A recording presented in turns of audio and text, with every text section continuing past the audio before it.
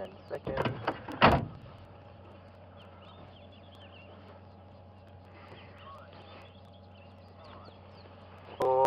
To a wonderful piece of Africa, Djuma Game Reserve. My name is Mark. I hope you're going to join us this afternoon. We're doing one of my favorite things, and we're doing it in one of my favorite vehicles, so I hope we're going to have some fun. This is Djuma Game Reserve. It's in the Sabi Sand Game Reserve, part of the Kruger National Park, which is a vast wildlife area here in South Africa, a world-renowned national park. On a fantastic summer's day, we've got some dark cloud in the sort of the northwest. We've got a front that's moved over, but patches of blue and just beautiful sunshine, beautiful green reflections. Funny how many times I do this, and sometimes I kind of get the butterflies because before I come on live with you, because I get excited about conditions, and I hope I can bring it to you in the right way. But yes, this is the most wonderful thing for me to do right now in my point in my life, is driving a vehicle around the bush and having a camera to be able to bring it to you anywhere else in the world, and for you to be able to interact with me, send me questions, interact, give me subjects to talk about. And so it's something new, it's something different. It's not just broadcasting from a bedroom or an office or a studio. This is broadcasting from a Land Rover in the middle of nowhere, and we're going to see what we can find for you this afternoon. We've had a cold front that moved through, brought a lot of rain last night, in some places up to 2 inches of rain. Out here on the fringes of that very big storm, I'm sure we probably got about half of that. 50 millimeters was the most, I think, in some places, and well, we might have had maybe 20, 25 millimeters, about an inch of rain. I'm not too sure. But what it has done is it's greened up the green, and it's softened the sand. It's made summer more of a reality, because it's not just the beginning of the growth of things, it's now things that are starting to mature. The grasses are starting to get their flower heads, the trees are starting to become well, full leaf, but they're starting to produce the fruits that their flowers were out to produce earlier. There's a lot to see and a lot to do. Hope you're going to join me, and I hope you're going to send in some questions. We had a lovely question session this morning. You can send in questions through Twitter, that's #SafariLive, or you could use our email, that's questions@wildearth.tv. And well, there's a reason I'm stopped here, apart from the fact that it's just a really beautiful view. That we're on the western edge of an open area called Quarantine. I can explain to you why it's called Quarantine shortly.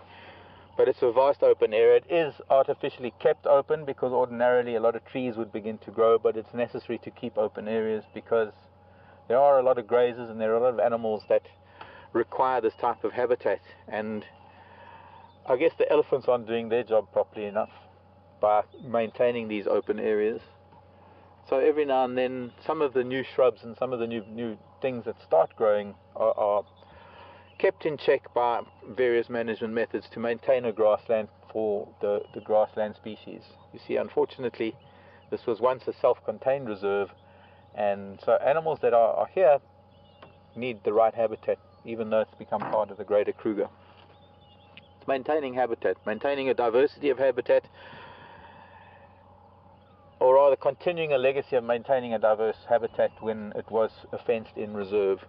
And we'll probably see, if we come back here later, a lot of the grassland animals coming back out onto the open area for their nighttime feed and their nighttime safety. And at the moment, because of the cloud breaking up, the sun coming out, it got very, very hot, very, very humid, and a lot of the animals moved off into the bush. It's a lot different to what we saw this morning. This morning was the antithesis of that. It was a cold front that moved in, a lot of rain overnight from a very hot day yesterday, so that forced a lot of animals into hiding, trying to adjust to that difference in temperature. So now I'm sure they're all getting back to normal, and I hope we're going to see some wonderful things. There was an impala ewe out here just before we went live, and as it often happens, is that we find an animal and we want to open up our broadcast for an afternoon or a morning with something, but the animal doesn't quite understand the countdown from 5 minutes to 2 minutes to 1 minute and then the 30-second countdown, because it's almost always that at that 30-second or 10-second countdown the animal moves out of frame and out of shot completely. So I don't know where she's gone, but what was interesting about this female impala, this ewe, was that she is on her own and she's with her baby. a very, very new baby. And I'll let you think about that so we can go and find her, because I'd like to be able to see her so I can explain a few things that might raise some questions. One in particular being, why is she on her own when she's a social species?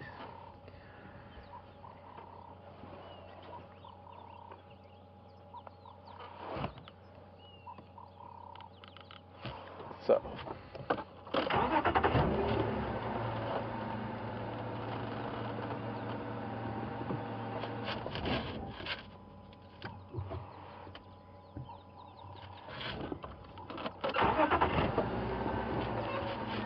sounds like something's happening on the Game Drive channel. We're driving in a part of the game reserve, or the national park.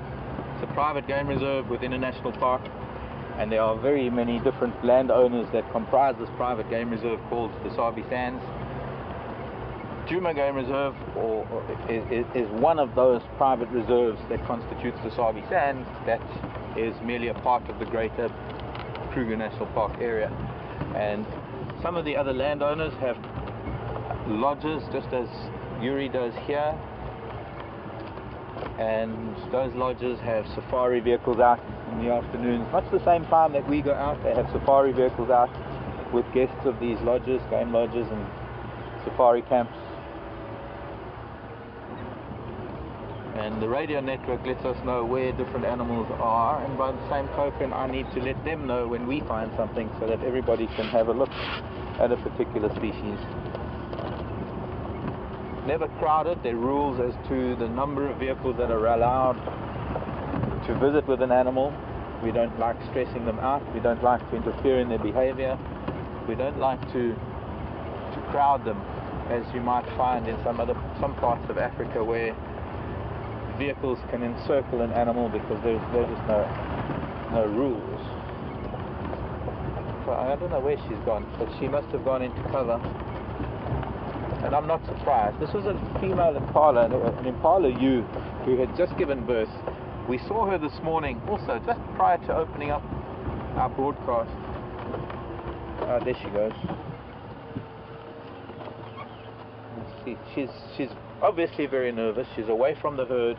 She's got a very, very newborn. I think this morning, when we saw it this morning, she was still licking it, so it could have been within 10 to 15 minutes of her giving birth.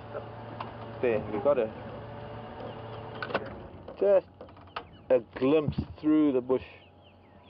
And there's the baby. There's a beautiful frame picture almost.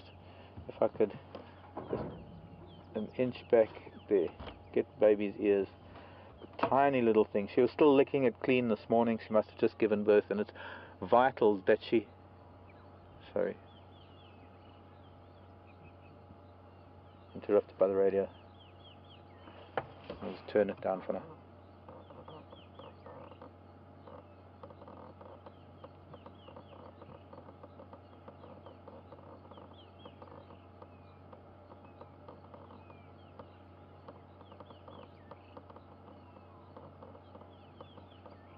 Okay, so we need to find our way down somewhere to the south. I think there's something at Twin Dams, not picking up much.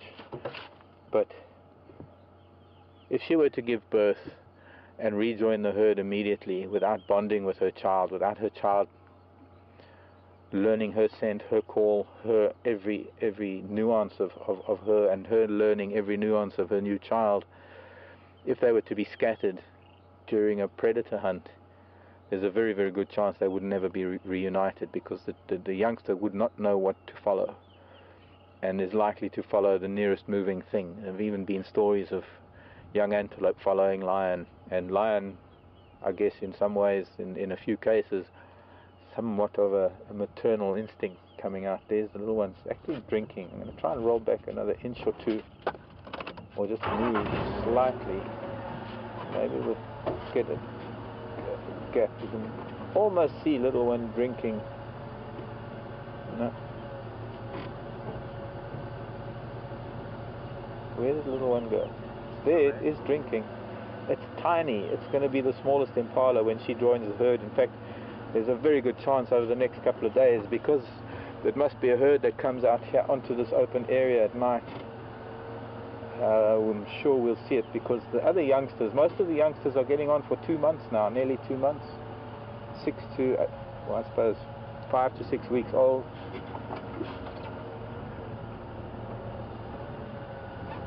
I think I'm going to leave her. I don't want to disturb her too much.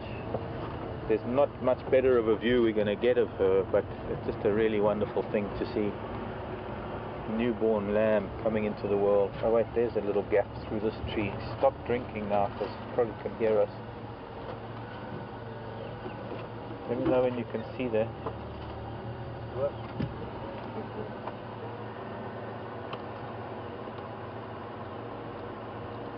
And then I can just manipulate this. The little one's already tired. Looks like it wants to lie down. No, it's a little too forward. Obscuring mom's face with a branch from a silver cluster leaf. There we go. And to see that little tail of the little one, it's starting to sniff around on the ground. Even though it's a few hours old, it does look a little unsteady on its feet still. It's trying to lie down. I guess it's still learning how to lie down. And now that it has laid down, I think we need to leave her in peace. We will be seeing her when she rejoins the herd. It's going to be very easy to pick her out, because she's going to have the youngest baby in the herd.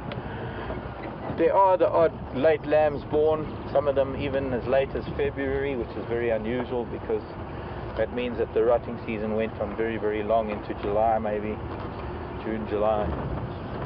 But I suppose it can be all attributed to the change in a lot of conditions.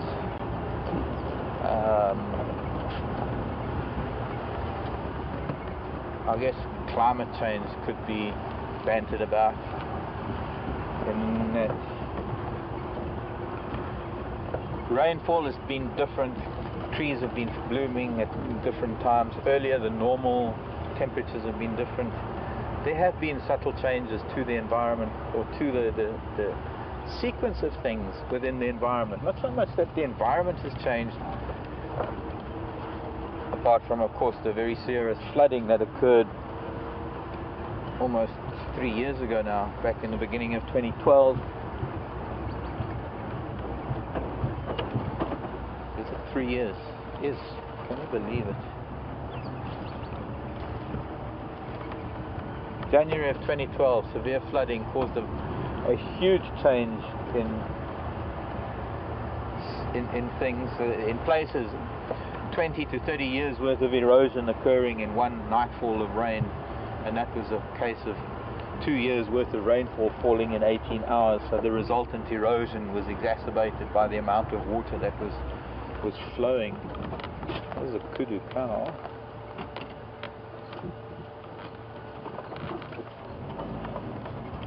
It's nice to see that some things are starting to move around already. It's not excessively hot. It's actually quite pleasant. Hello, Mr. Kudu, one of our largest antelope. Beautiful big ears. Actually, I think that means we'll just continue on this road. It's a good idea. Often I never really know which way to turn when I get to a junction, but if there's an animal or a bird, it's a good idea to take their advice. So, because she's facing that way, I'm going to continue this way. She must be out. There we go. There's more kudu cows further up, just in front of her. So she's not alone, just others are hidden.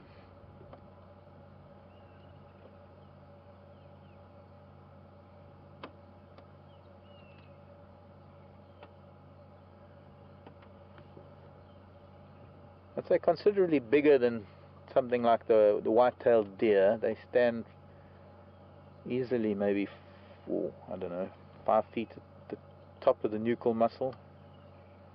I would probably be eye level if I was standing next to her. Her eyes would probably meet, and I'm 5'10", I think, something like that. Bye bye, madam.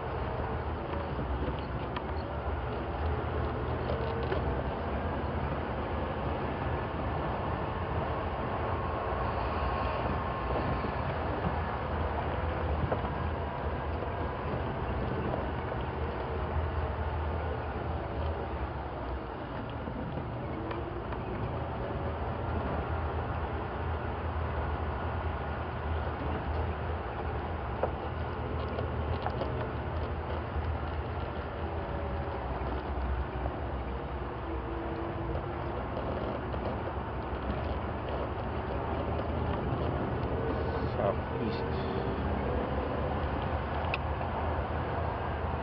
Something's near Twin Dams. Talking about a him. We'll go and see what he is. Could be a buffalo.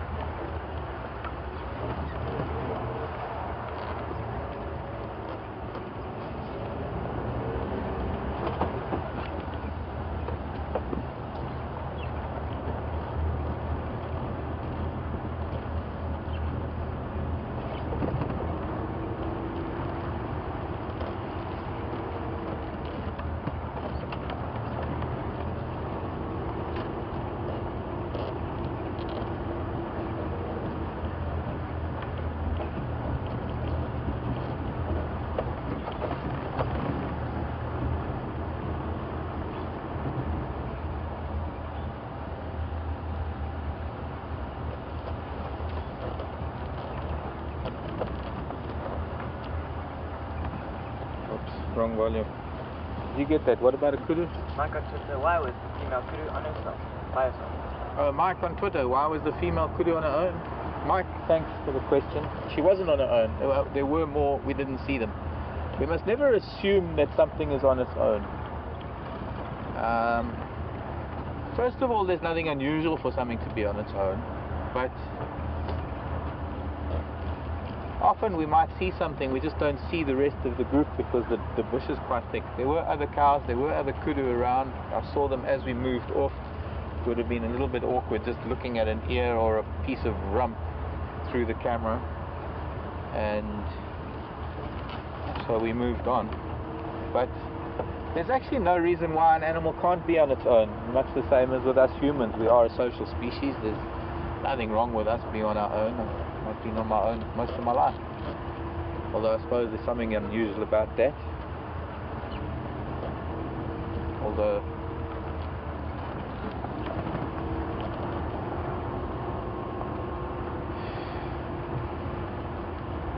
but we have to take into account as well that we are watching an animal sometimes for a couple of seconds in its entire lifetime. We have no idea if it's on its own. It might just be that particular moment in time that we see it, that we don't see other individuals, or that it is apart from other individuals, or some other circumstances like giving birth or having a baby or something like that requires it to be on its own. So there's no real reason, there's no answer to that question why any particular animal should be on its own, because only the animal really knows if it is on its own. We don't know what other animals might be deeper in the bush. They move around in a fairly large group sometimes, or rather, irrespective of the group size, they're often spread out because they have to. Kudu are browsers and grazers, but they do a lot of browsing. They are that type of antelope. They're high enough that they have what we call a trophic level. Trophic levels are the different heights that different animals browse at. Now, browsing, or when we talk about browsing, we're talking about the animals that eat the leaves, as opposed to the grazers. Grazers are the animals that eat the grasses. There aren't really any trophic levels as far as the grazers are concerned, because it doesn't matter how big you are as an animal, you can eat the grass. So nature divides that task up by either eating the top, the middle, or the bottom part of the grass, or just the whole thing, as in the bulk grazers. But in terms of the browsers, it's a different matter entirely. All the different browsers, from your tallest, which are your giraffe, and to a large extent the elephant, because the elephant has that reach with its trunk that can pretty much reach the, maybe even a little bit higher than your average giraffe. All the different browsers are of different heights. That's why we have different sized antelope, different sized browsers, so that although they're eating off of the same trees and the same vegetation, their competition is limited because they're at different heights. And it might well be that a kudu can stoop down low and eat the same kind of browse that a steenbok, which is a tenth of the size. But it doesn't really matter, because essentially there isn't that much competition at the height of the kudu as much as there is, as in the same way that there isn't that much competition for browse at the height that giraffe are browsing.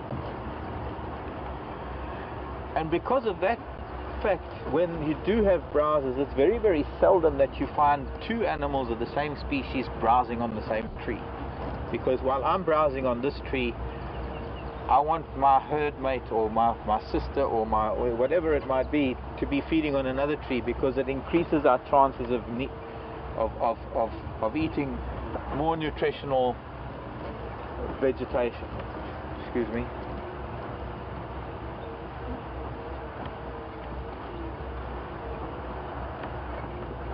Yeah, I'll get back to that in a minute. You see, there's one thing that happens with trees when animals start eating on the trees, and of course you've got to remember that when animals are eating on leaves, they're eating the leaves that are the most nutritious, but also they're eating the leaves that are the most palatable leaves, the tastiest ones, the ones that have the least amount of tannins and toxins. So while they're eating on leaves, the plant itself is actually producing tannins to try and defend itself.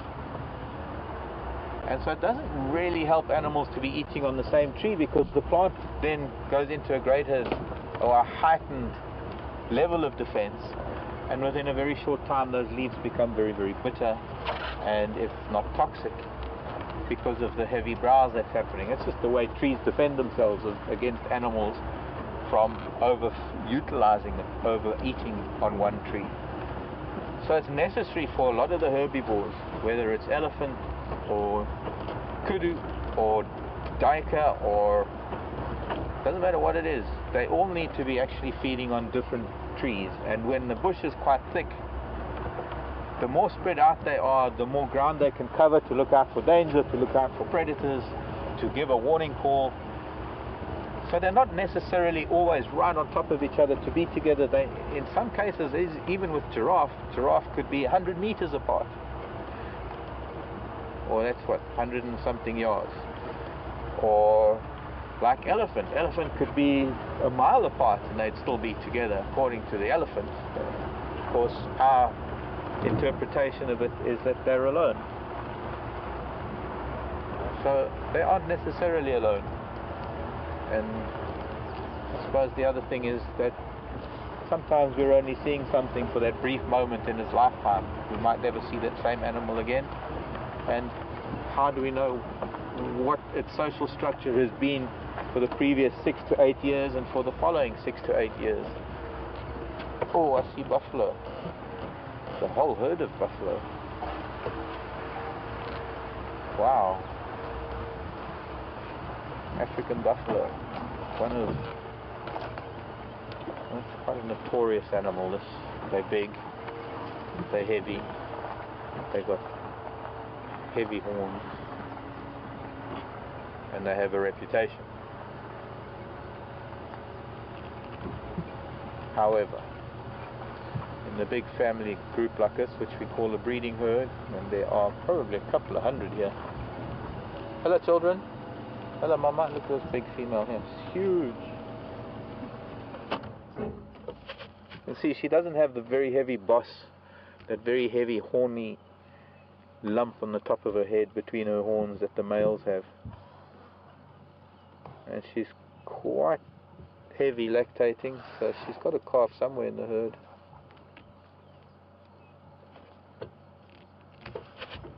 While I'm stopped, I just wanted to see if I can successfully talk on the radio. I need to find out what's happening down at Twin Dams while we're looking at buffalo.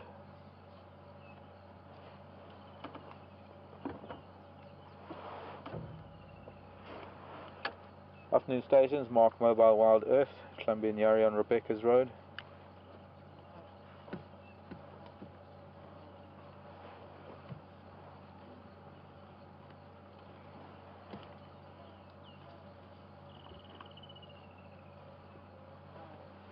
Can I get an update on that sighting at Twin Dams?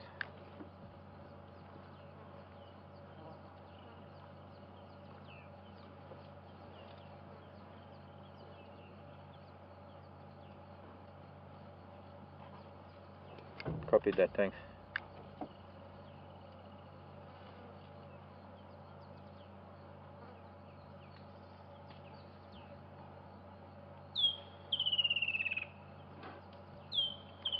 Okay, copied. Can you give me an idea of where he was moving and where he was heading?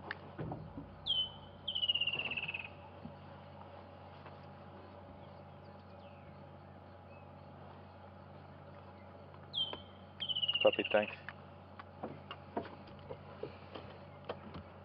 See, now when a buffalo looks down its nose at you like that, then it sometimes can be a little bit nerve-wracking. Yeah, shaking her head. She wouldn't really do anything. They are extremely protective over their young and their old. The story about sometimes the sick and the old getting killed first or becoming targets is actually not really that true for buffalo, because invariably if there are predators around, the buffalo are likely to hide the youngsters and the old and maybe the sick in the middle of the herd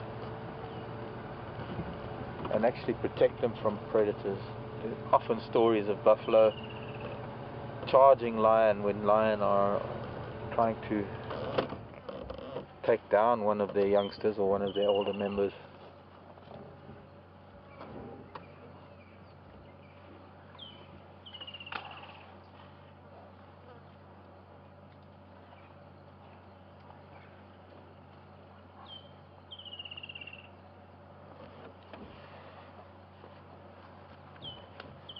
This is a very big herd. Might be the same herd we saw earlier, or rather about a week ago or so, not too far from here.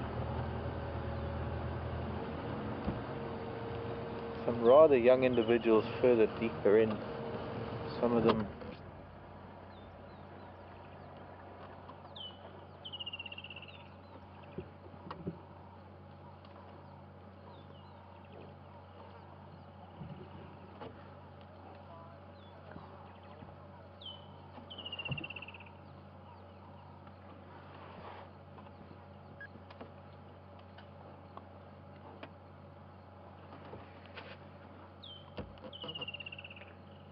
got a message from Lynn to say how great this is to share it with children and grandchildren. I think it's one of the reasons why I love this so much, is being able to share it with people who otherwise might never be able to come to Africa, or even for those who have been to Africa, for them to reminisce or to relive it, or for those that want to come to get a taste of what it's like. I mean, you for whatever reason it is that you're joining us, it is an incredible opportunity to bring a really wonderful world to your home in real time. It's just so different from an edited program that has 30 minutes of fast action, tooth and claw, blood and gore. But I'd like to show you a little bit of nature that is actually very, very passive and very, very calm, and to me, the only world that I want to live in.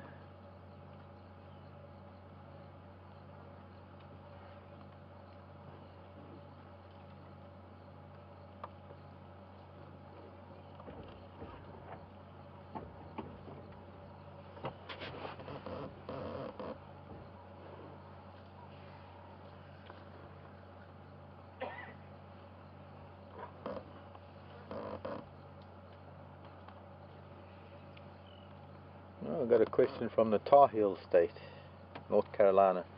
This is a really old girl that we're looking at now. You can see her hip bones, her ribs. She's an old lady.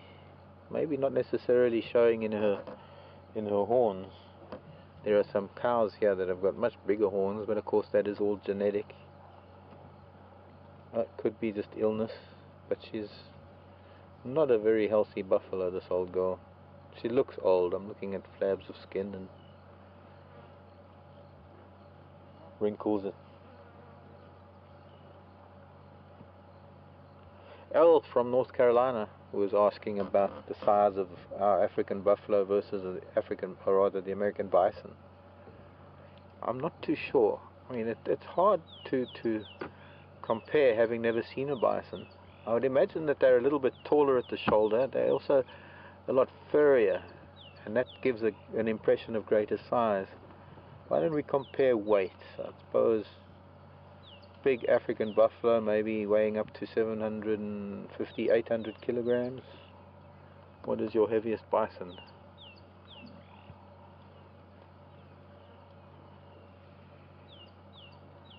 I think the bison would have a much heavier head. I think they've got a much stronger neck, much heavier head. And maybe body size pretty much the same, but of course with all that shaggy coat you can't really tell the body from the coat.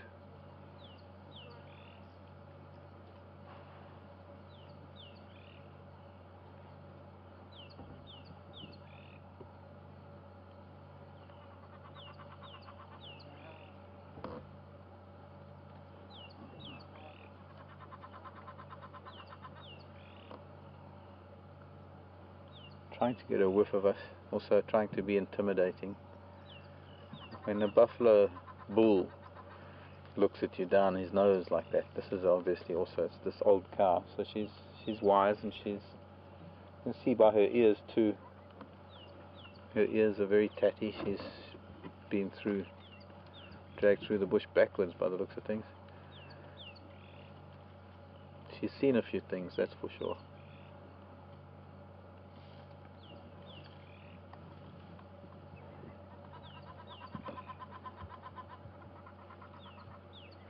I wonder if these are rain frogs or sand frogs. We're hearing almost like a cackling sound. No, no, no, no, no, no, no. It's one of the waterless frogs. One of the frogs that are not water dependent.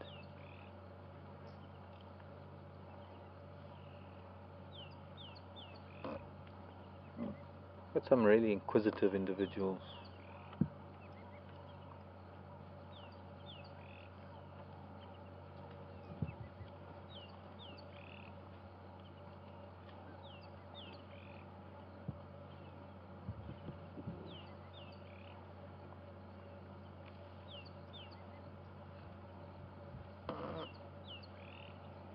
Yes, adult bull bison. This is from Mike on Twitter sending a message. Adult bull bison around 2,000 pounds.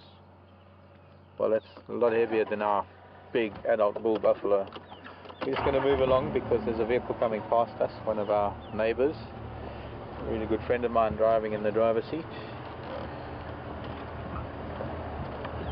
Hey Elvis. How are you, bud? Good. Good. Hi again. Hi.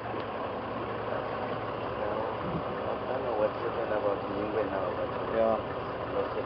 Has anybody tried up Leadwood Road? No. Do you know where he was at Trinbands? Well, if you come there by the big Toma, yeah. Wednesday, he's going to be out on Leadwood Road. Okay, yeah, I know that. But there's also off Leadwood Road. You know that old Mpisikaya? Yeah, that's good. Yeah, there's some big pans at the back there. Remember Mishu and Induna, they used to lalapanzi there a lot. Yeah. Okay. Have a lovely afternoon. Bye bye.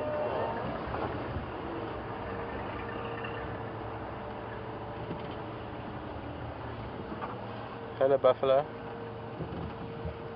This is a youngster. She looks like she's pregnant actually. Very heavy. Like a big cow. You are a cow. You're a buffalo cow. Hello, Mrs. Buffalo.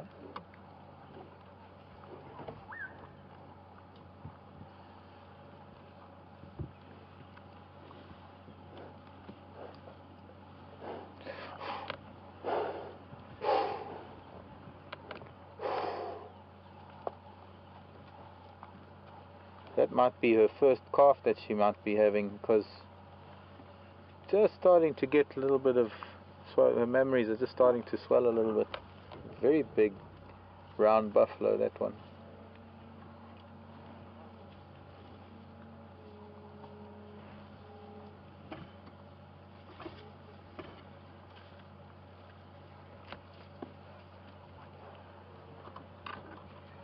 Someone's curious.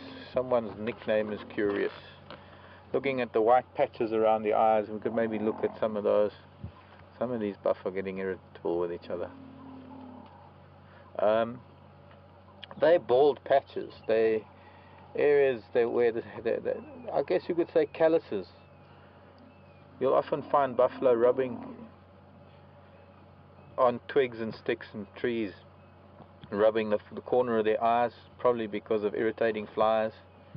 And as they age, they develop calluses where they tend to do a lot of rubbing and scratching. As far as I know, it might be some other reason, but it's mostly only in the older buffalo. You have a look at, I have this little boy, there's a little bull just up here over my shoulder. That one. You see how clean his face is.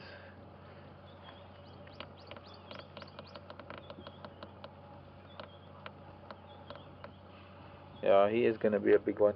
Alex saying looks like he's going to grow up quite a big boy. He's already looking quite impressive. He's a youngster. He's only about 2, maybe 3. Hard to tell.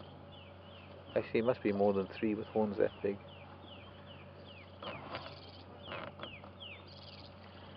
Okay. There's still more coming along. We're going to amble on down the road. There's still a lot more around.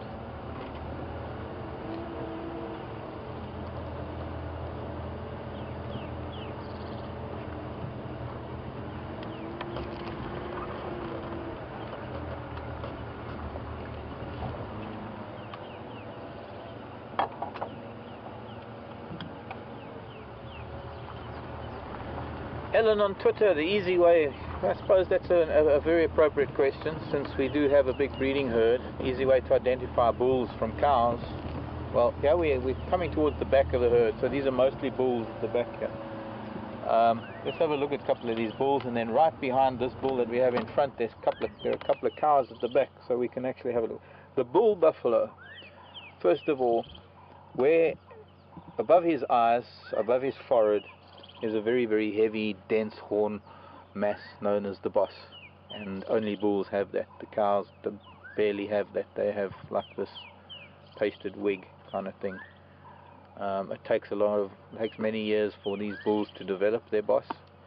So I guess there could be a slight similarity between the young bulls and cows, but then of course there are the genitals that are unmistakable in buffalo, and those are not memories that he's carrying between his legs. She has 4 nipples, she has 4 memories, and if we look at the back, well, we've got a calf. Let's see, a little bit too away. Who are you on? You're on that little one. Okay. The little sort of bump underneath the belly is the same place where the umbilical cord is, but it is also the same placing of the male's penis. And normally with the bull there is tufts of hair, whereas the female just has like a little bump where her belly button was, where her umbilical cord was as a calf. Maybe we need to, there's a cow, that one right at the back, up a little bit, that one there, yes, facing us. Let's see, there's not much of a boss, there's not much of a, well, there's a bull now on the right. Maybe we need to go and find some better examples that are closer so you can see. I don't want to be getting too technical.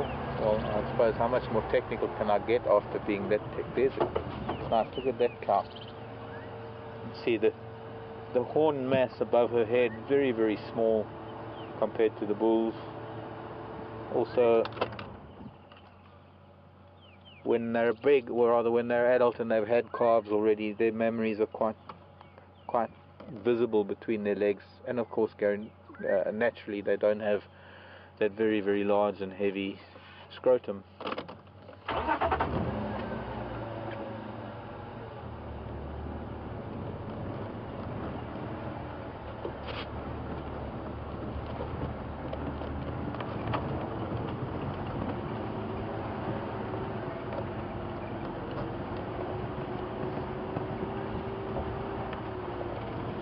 Quite a big herd.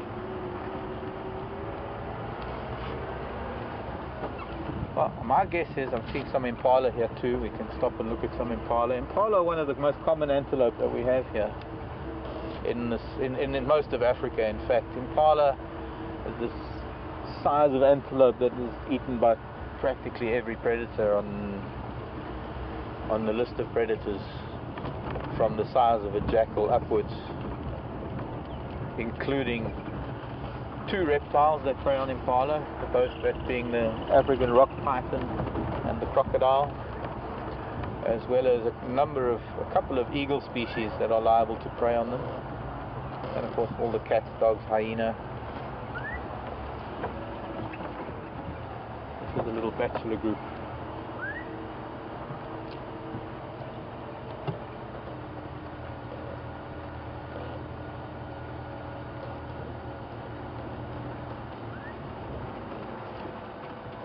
Once again, two boys that are squaring off a little bit, younger than the ones that were doing so this morning, but they're not fighting, they're just sort of squaring off and sizing each other up for maybe future clashes. Clearly the one on the left is a little bit more dominant, he looks like he's a little bit bigger, so this could possibly just be a sparring lesson more than a fight. Yeah, he's going to groom him. So this is nothing serious. This is groom me, I'll groom you. Let's just make sure we're still buddies. We're just clashing horns as a first of all practice, also re-establishing hierarchy amongst the bachelor herd. What we call allo grooming, very important. Despite the fact that they might be arch enemies by May next year when the rut comes around, it's in their interests to be good buddies right now.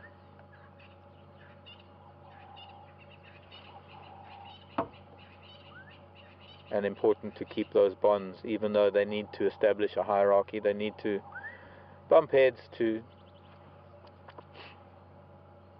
hone their sparring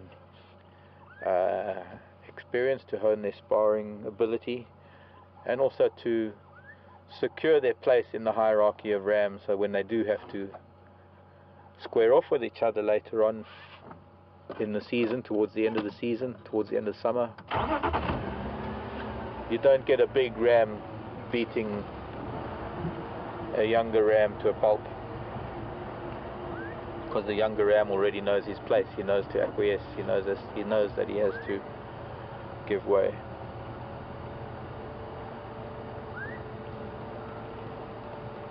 Hello boys.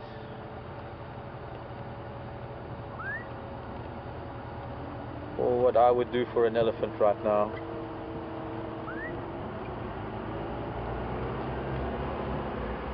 See you later boys. Don't be naughty. Buffalo are watching you.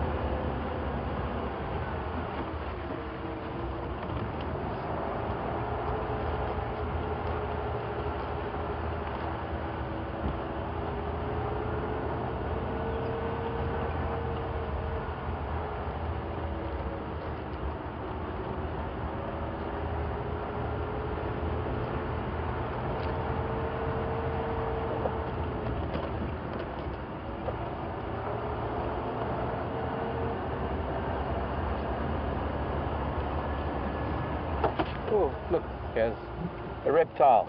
Hello, reptile. This is hundreds of million years old, this animal. Also eats impala.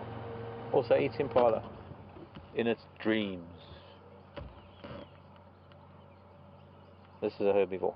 This is a leopard tortoise.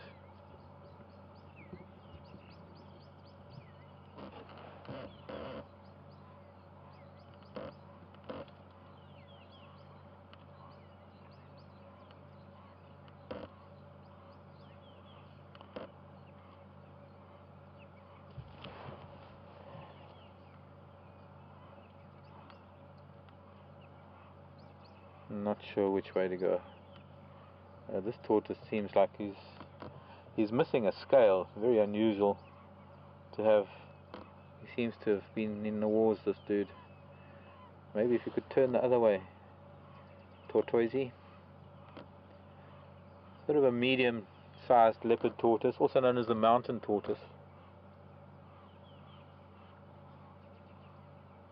Geochelonius.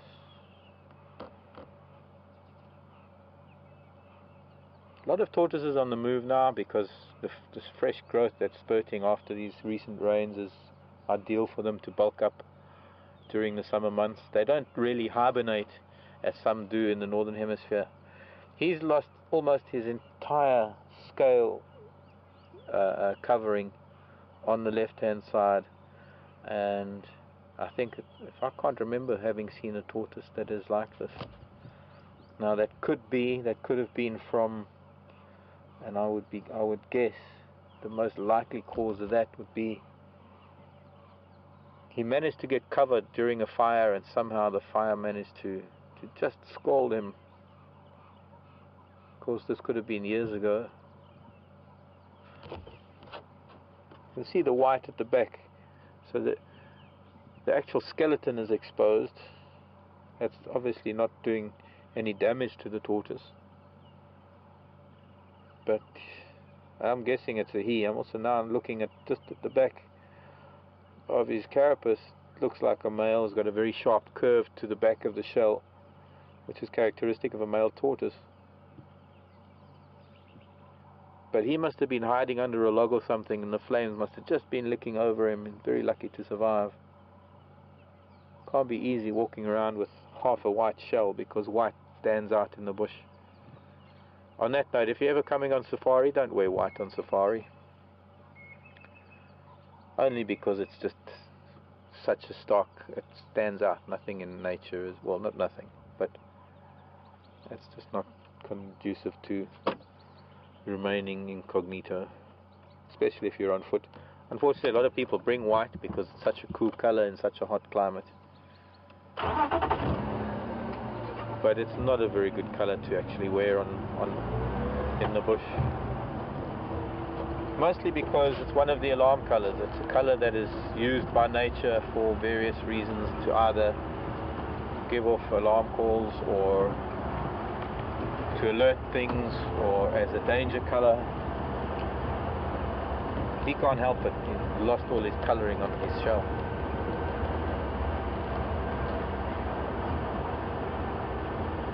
And I see a new flower popping out that wasn't out this morning. This must be also a result of the recent rain. Thinking that it could be either a thing called the Hypericum or the Anthericum. I'm not too sure. See if I can find one that is closer to the road. I think it's Anthericum. I'm not really sure. More kudu up ahead.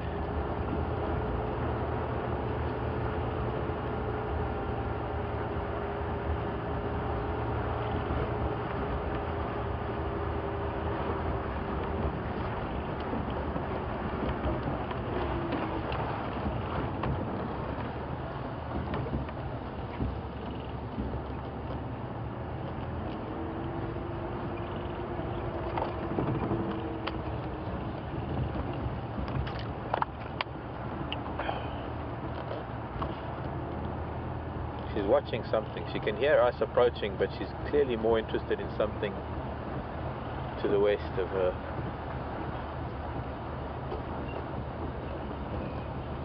It's only impala she's watching.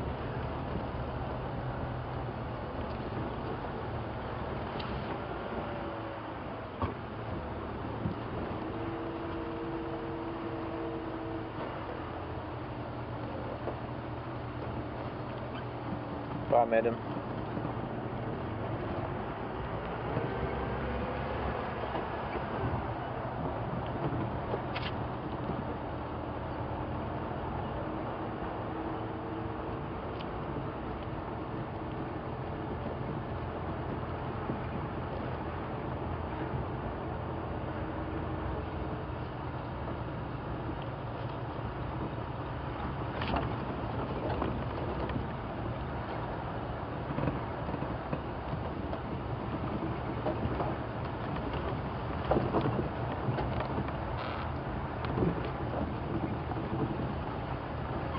So speaking of white, she was probably seeing these little flashes of white as these impala rams were just flicking their tails a little bit. That little flick of the tail is a signal to all the members of the herd that it's safe to continue to carry on doing what you're doing, feeding, grooming. It's sort of a reassuring gesture, and it's designed not to flash too much white to attract too much attention, but just enough white that an impala who's got its head down in the grass is feeding can see it out the corner of its eye, and it's a comforting gesture that the impala doesn't have to stop feeding to look up for danger, because somebody else is, and somebody else is calling the shot, or somebody else is going to give the warning should it be necessary. And that little flick of the tail is then spread through the herd of... Oh, there's something interesting happening way up, down the road. There's a dead tree. There's an eagle in the tree, and even from this distance I can see the fork-tailed drongos dive bombing it. Fork-tailed drongos are little flycatcher type birds. They are related to flycatchers. And they don't like raptors. They don't like birds of prey in their territory. Let's see if we can stop here and get a very long distance view of that to begin with, before we amble closer. You never know how skittish these eagles are. And it's not even an eagle that would ordinarily bother the fork-tailed drongos. Very clearly a brown snake eagle, even from this distance, easy to tell because of the posture. It has also just leaned forward, lifted its tail, and that means it's just emptied a load of waste product, and it's probably about to fly. That's what happens. Just before they fly, they try and get rid of a little bit of ballast.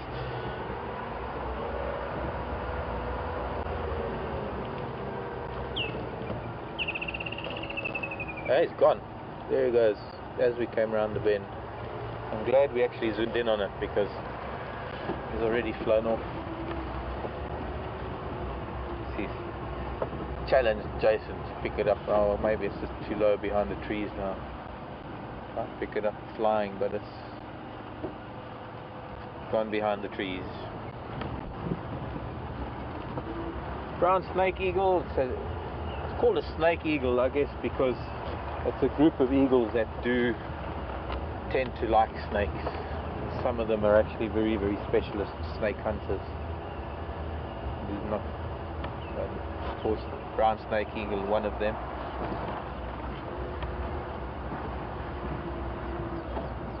Let's have another long distance view at those mountains and koppies in the distance. That's looking to the western region of the Sabi Sands. In the very, very distance you can see the escarpment, the very long range of the Drakensberg Mountains, but in the foreground, only about, I'd say that might be 20 miles away, 15-20 miles away, are these Inselbergs known as koppies, which are sort of on the western boundary of the Sabi Sand Game Reserve, which actually becomes the western boundary of the Kruger National Park. A couple of lodges that are on those koppies.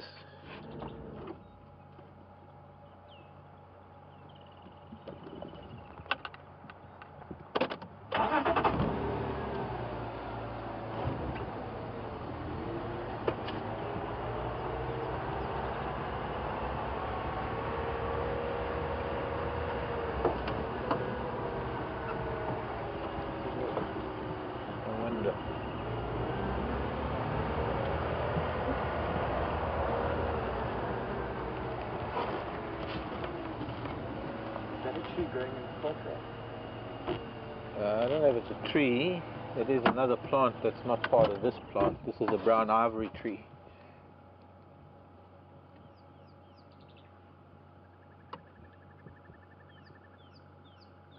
That could very well just be an obnoxious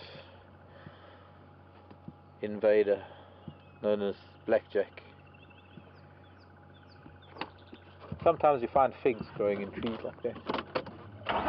Quite a pretty tree, this.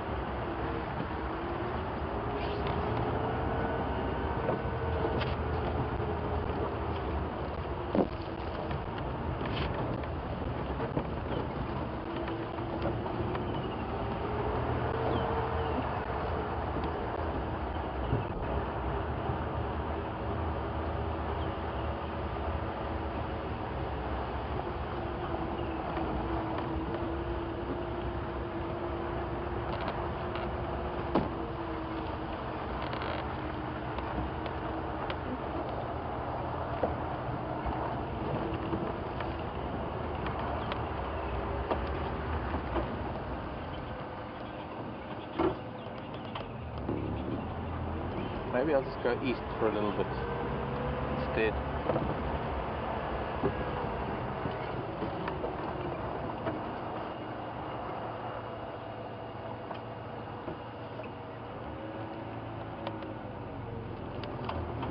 Briefly.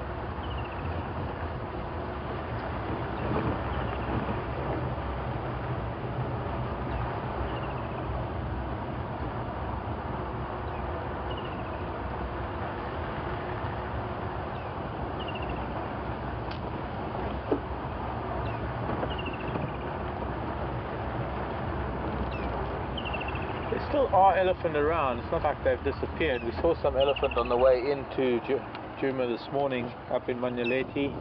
There have been some elephant tracks around, mostly only bulls more than anything else at the moment. In this part we saw a family group this morning, but there just doesn't seem to be any sign of elephant here on Djuma at the moment.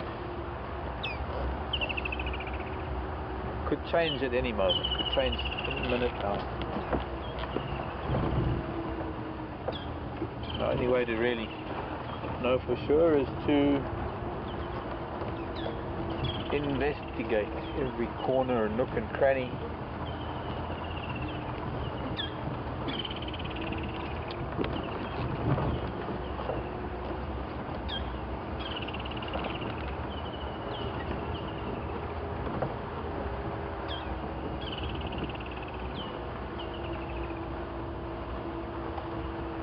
Same lock, where's the lock?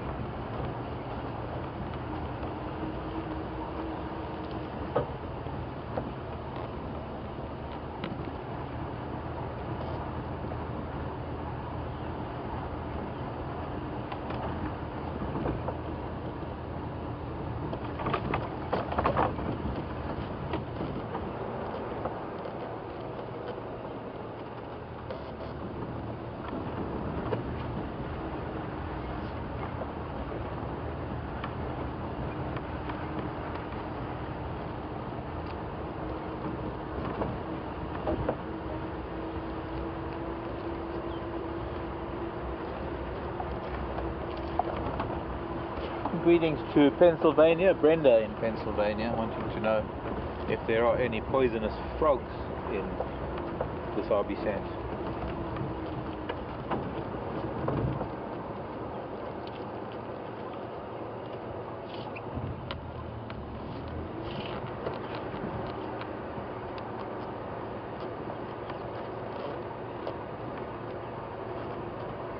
But I'm just listening to the radio.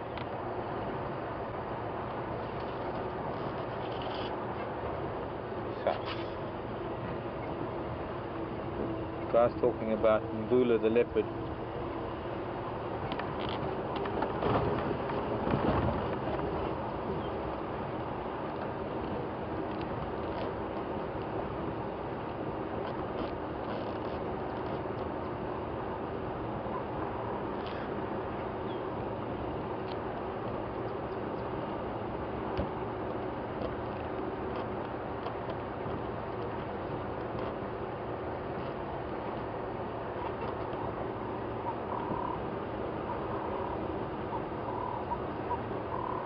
Okay, so just catching up with some radio chatter about leopard. Evidently Mvula is a very big male leopard. He's the father of Karula's current cubs, as far as we know. Karula is the queen of Juma. She's a female leopard that lives here and has been here for many years. And her mate, Mvula, has been seen mating with another leopard. Yeah. We'll send him a note about adultery. I'm not too sure who it is that he's been seen with, but it's south of our boundary. But it's just interesting to note, for those of you who are interested, that he was there. The Mulwanini, which is a riverbed parallel to our river called the Mulwati at Twin Dams, just a lot further east, and he was there somewhere heading south from that.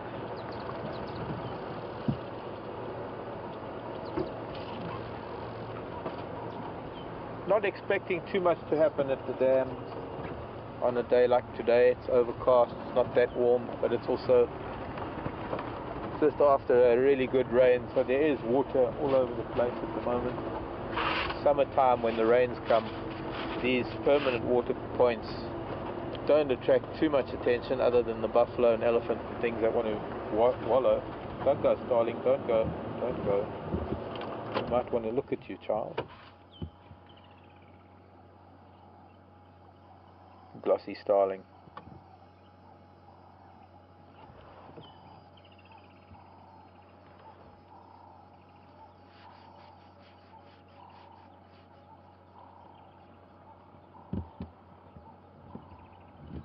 Bye.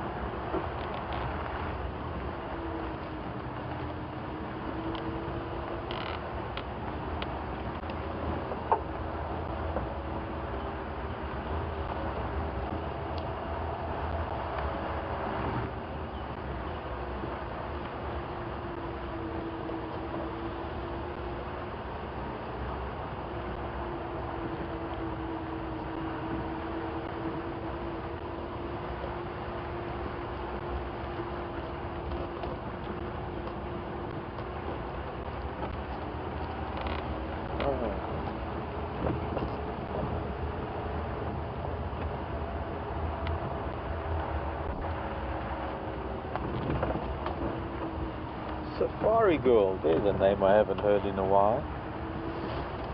Safari Girl emailing me. Hello. Referring back to the tortoise. Easier trot. Let's see, what are we going to do now? I think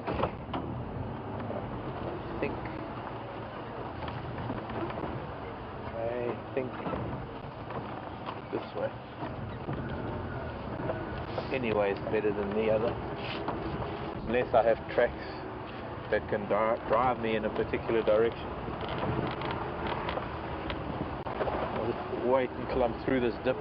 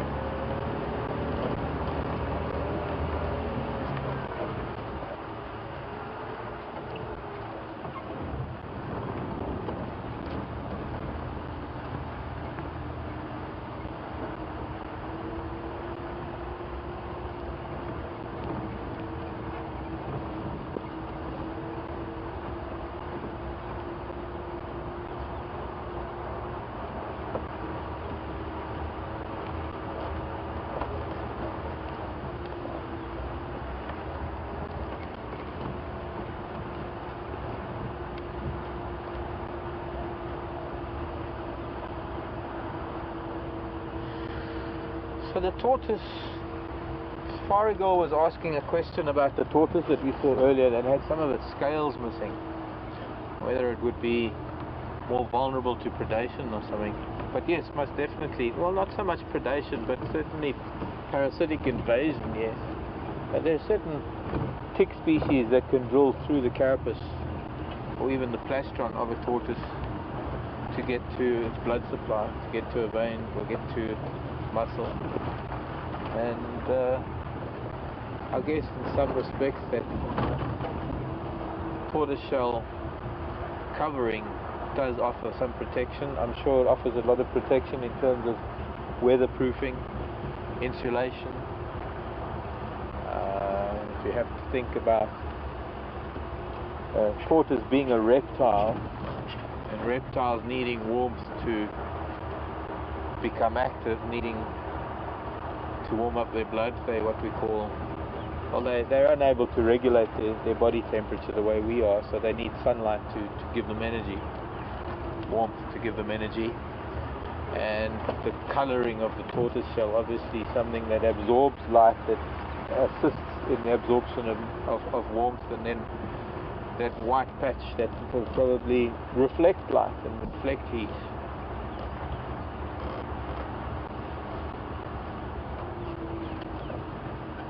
But I would say marginally, not that it exposes it to immediate danger, but I'd say yes, marginally it changes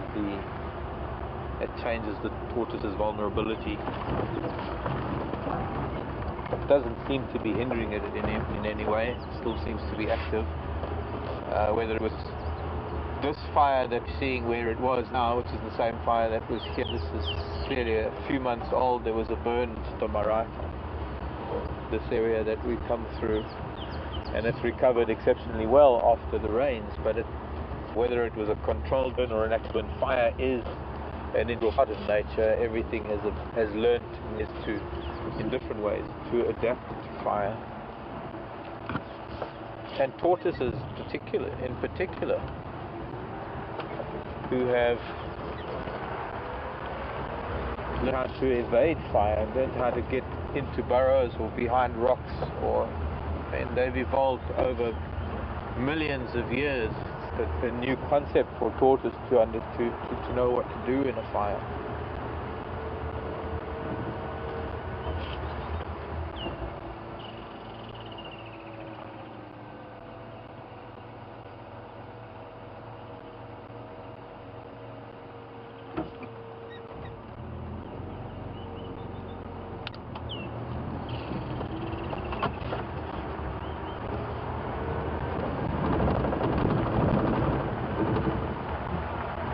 The dove.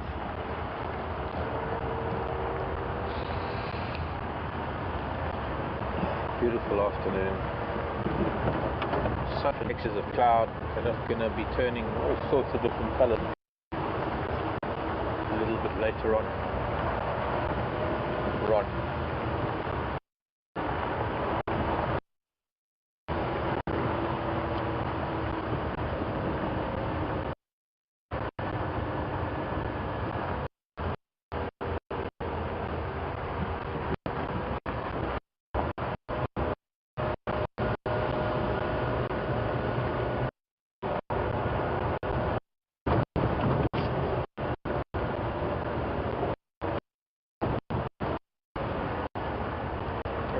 Dip down, keep picture, because we're going quite a deep dip, going into muddy riverbeds, and just slowly maybe the signal will stay.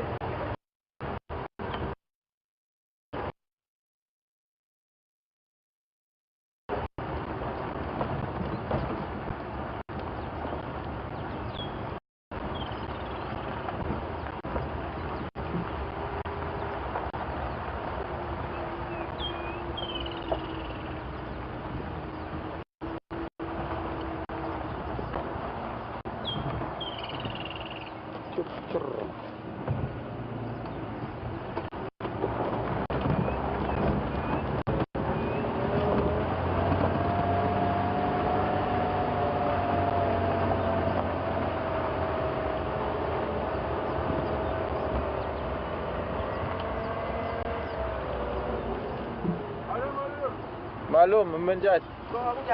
Pukirin. Hi. What are you guys shooting? Anything we can find. Do you remember that MPC Kaya here? Yes. Did you go check there? That mighty next to that old MPC Kaya off Leadwood? No, I didn't check it. Maybe that's where you found it. Yeah, maybe sometimes you can check it. But also there's somebody sitting there on them clearly. Where's that Ngala? I think that is quite inside. Buffalo. Which one? Kumas? Kumas. Okay. I see that Matimba, there's some Konzo for him coming down Chitakatlan. Cross to To the Malamada. south. That far? Sure, that's far. It's far. Yeah. It's far. Yeah. We're broadcasting live at the moment to the world. Really? Yes, WildEarth. And in conjunction with Nat Geo Wild. Very cool. That is. We've got a whole broadcast thing here. It's like a mobile TV station. So I get I get to talk to the world and they get to ask questions, and I get their questions in my ear from my control room. Real time. Interactive TV. So it's called WildEarth. WildEarth. WildEarth.tv. Cool. Thanks a lot, Ed. Mark, Jason. Mark, Jason, how Good. Have a lovely time. Thanks, You got your own car to yourself. Yeah. Lucky you.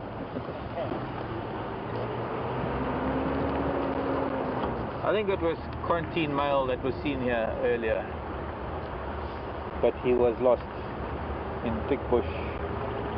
So he's walking around here somewhere, and now I've got to think like a leopard to try and think where he is going to be. Quarantine male. He's named after that open area where we started the drive, a place called Quarantine, and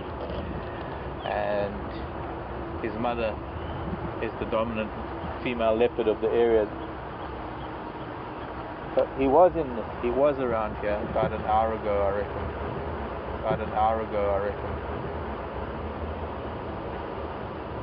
But now, it could be anywhere.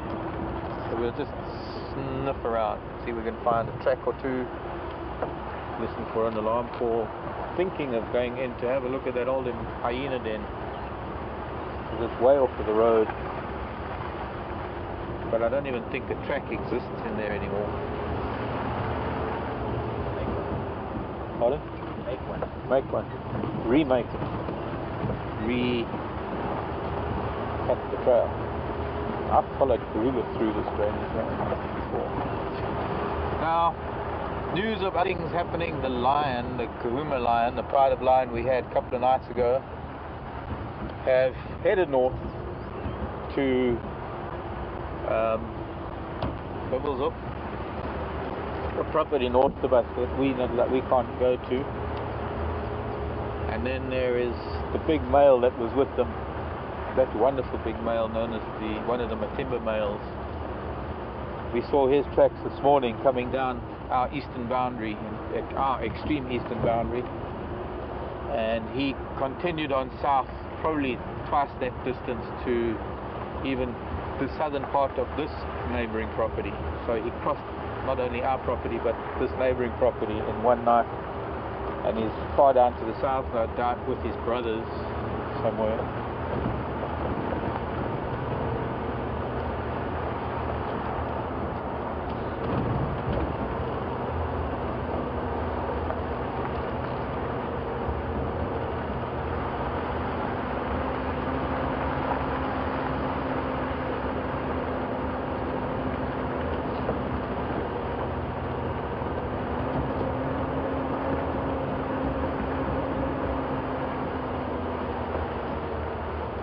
Radio is scanning for some reason. It keeps jumping channels.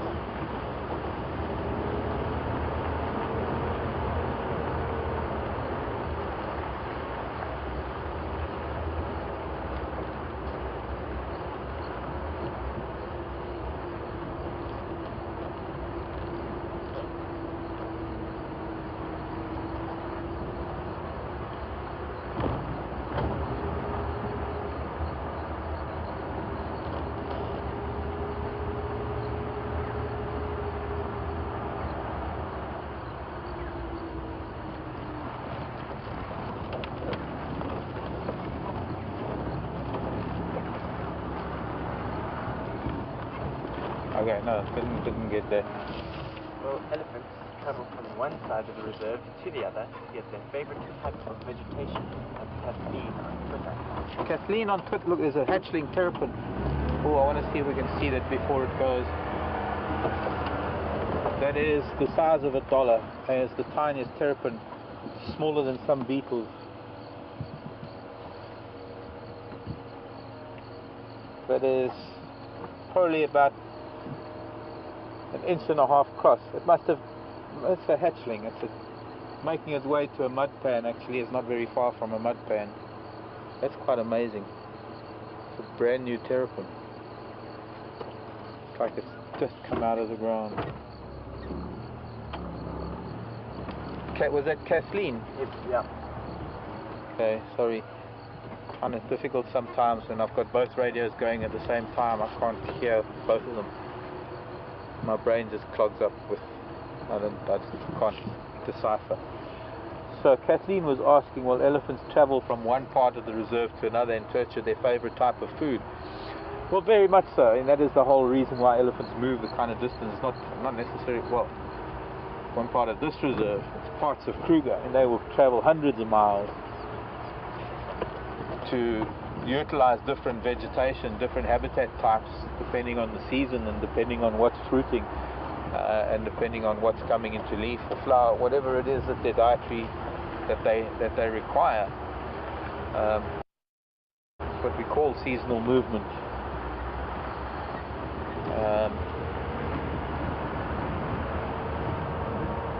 Vital to be able to get the different type of vegetation that they need. Let's let some traffic through.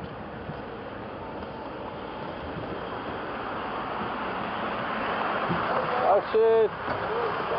Kom en gaan nooit. Ja, hey. Ah, gaan zo. Zo.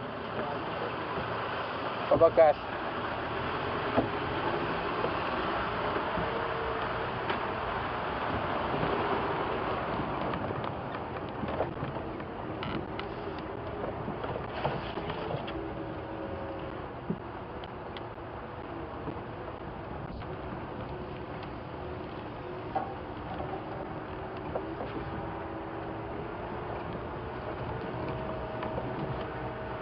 There isn't a very great variation in the habitat type in this part of the Sabi Sand. Certainly over the entire region of the Sabi Sand, which is well over 120, maybe 150,000 acres of the Sabi Sand, there's a greater variation of habitat types. But then, of course, we've got to look at the bigger picture. The bigger picture, of course, is the whole of the Kruger National Park, which is millions and millions of acres. It has vastly different habitat types, permanent rivers, giant rivers, well, just vast. So very much so from that point of view, elephants will utilize those different areas at different times of the year. But they do generally stick, or are generally on the move a lot, even within the season.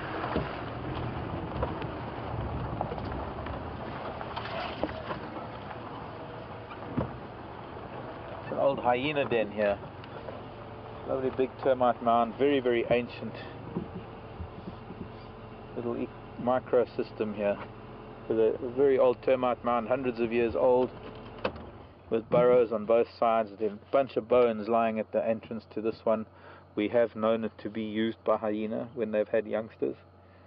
I've also known it to be used by porcupine at different times, and warthog. Funny enough, I remember a lion pride, the sub-adults of a lion pride sitting on this termite mound known as the Styx youngsters, S-T-Y-X, and being surprised by a big warthog that came dashing out of this hole. A couple of long bones, a piece of a rib, a vertebra.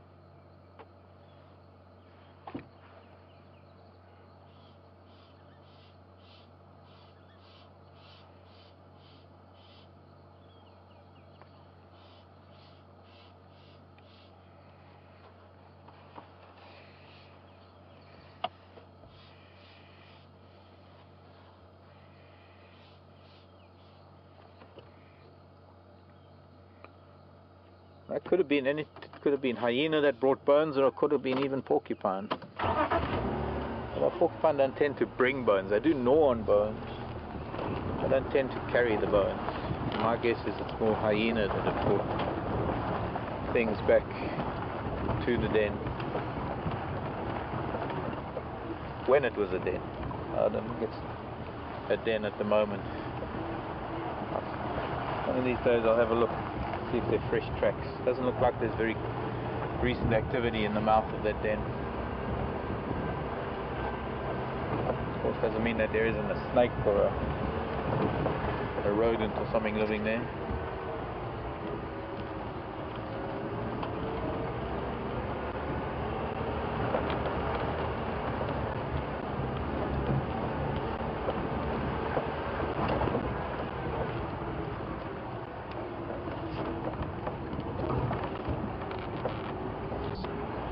Sorry, Brenda. Oh gosh, I forgot about that one because I think I was disrupted by something. Disrupted. I was sidetracked. Brenda was asking about poisonous frogs here in the Sabi Sand Game Reserve. No, yes, there is. What am I thinking? No, yes, there is. The banded rubber frog, I think, is one that can cause irritation. I must think of others. I'll have to think of others. But the banded rubber frog is one of them. And soon I'll get you a picture of one. I'll open up my frog book. A lovely little frog. Does look like rubber. And is also not really a hopping frog as much as it is a walking frog. Interesting how we have an Egyptian goose on the ground and the mate in a tree. I wonder if they've got a nest up there. No way that I can see a nest can be. I wonder if he's looking out. Maybe they got goslings here somewhere. On lookout. Look how proud that gander is. Beautiful light. I'm the king of the castle. Is what he's up about. Very striking geese, these Egyptian geese.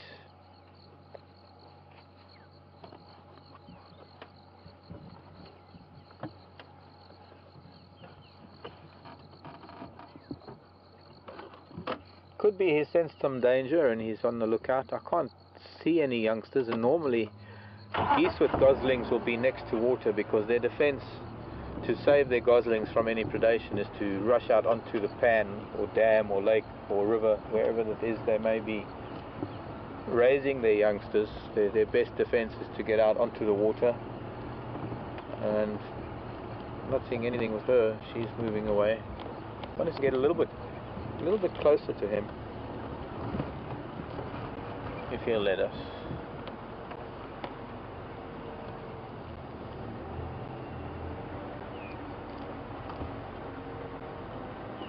Because it's a really beautiful shot.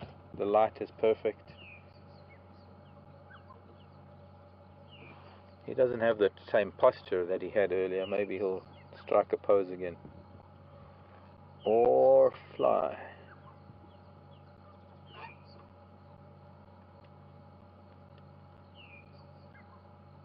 Excuse me, goose. You're back to the camera. Can you turn around, please?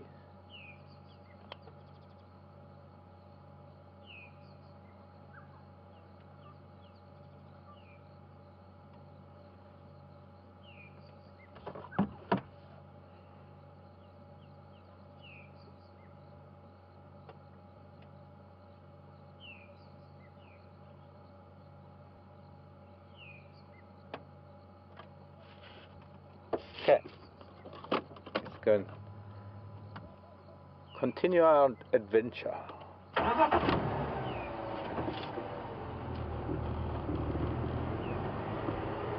Bye, goose.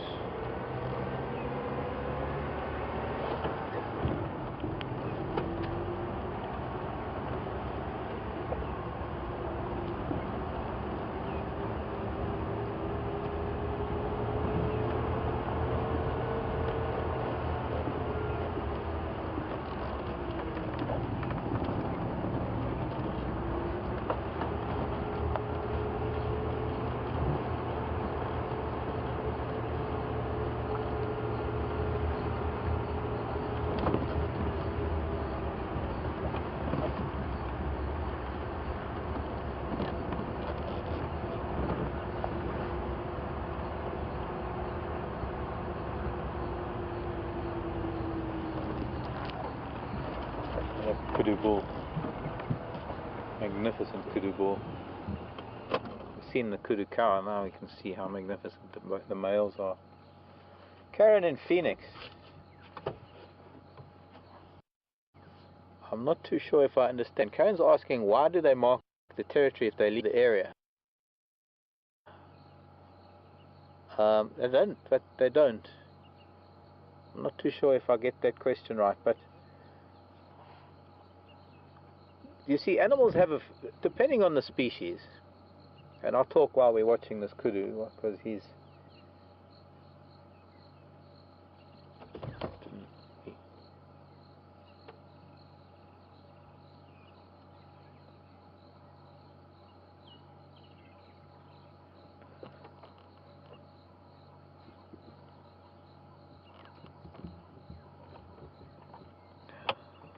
so the question is more or less, it's not the question I don't understand. It's trying to formulate an answer, because animals that are territorial don't leave their territory. So that I don't really, I suppose what it is, I'm not really understanding about the question is the area part. What area are they leaving? Because an animal that is territorial will not leave its territory, because it'll then start imposing on another animal's territory. Well, that is half true, because animals have territories, but they also have home ranges that extend beyond their territories, because sometimes,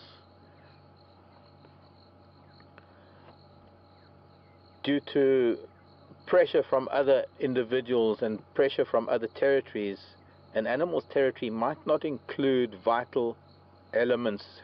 Please don't interrupt. Oh boy.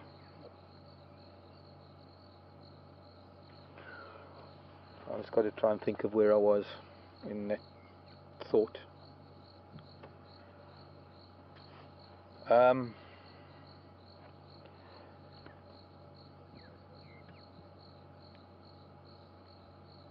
let me try this again and switch the radio down. It's difficult talking and try having a chain of thought, and then the radio goes and it just throws me off completely.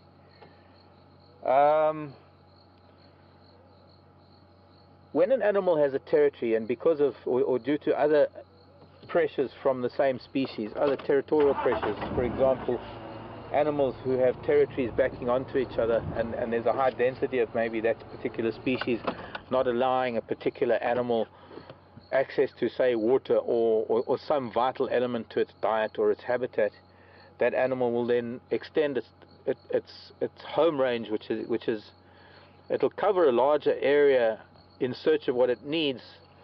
But when it comes to territory is the main driving force behind the success of a species, because without territory, so the animals that require territory, without the establishment of a territory and the maintenance of a territory, nothing really else can happen in that animal's life. They can't attract females, or they can't have access to females, and so they can't breed. So it's not easy for animals to or for that species to maintain a viable gene pool. So territoriality in a number of species, and those animals that are territorial, is crucial. The establishment and the maintenance of a territory determines whether an animal has favorable territory to attract the female, or to attract the females that they need to procreate and to extend the life of a species, or the existence of a species. In terms of leaving area, I suppose it's just the word area that's thrown me off, but the elephant don't have territories, so they leave areas. They wander far and wide. They go over hundreds of miles, and they cover very large areas.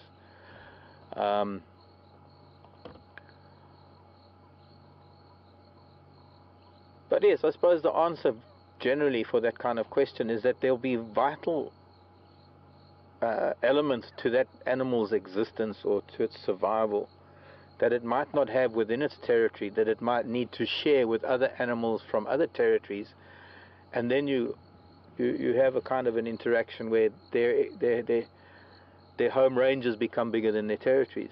And to try and create an analogy to that would be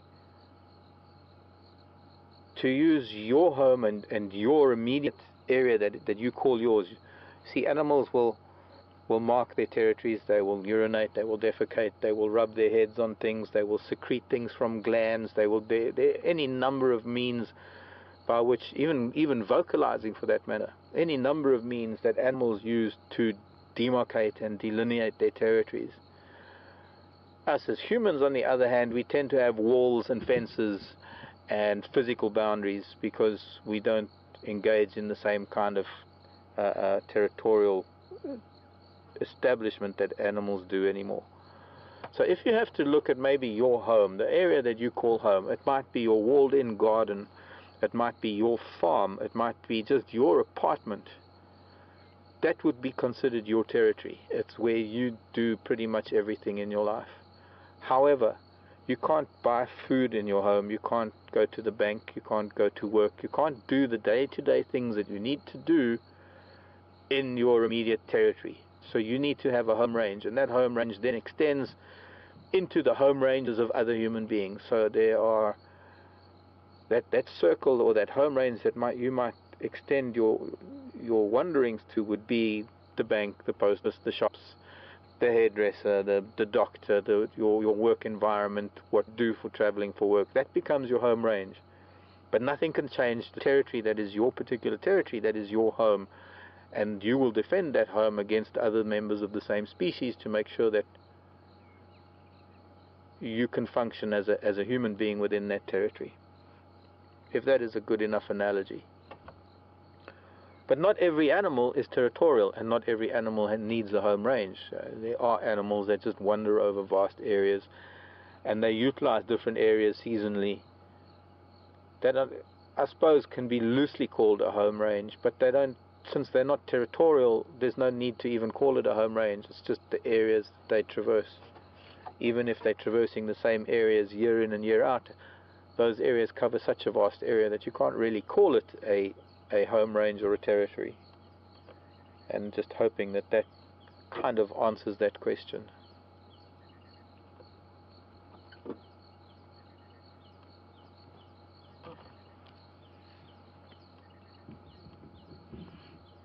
I guess he's been listening, because he hasn't moved a muscle other than chewing the cud.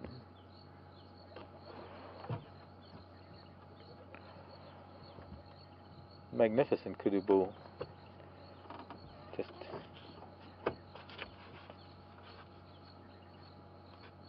sticking out of a tree trunk. Let's continue. I want to see if this cat's still wandering around. I want to jigger. Turn here and turn there. I want to do a bit of jiggering. See if we can't find some sign of this little putty cat.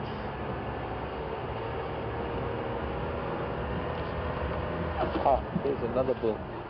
I wonder if this can't be the R5, because we saw them in a different place earlier today.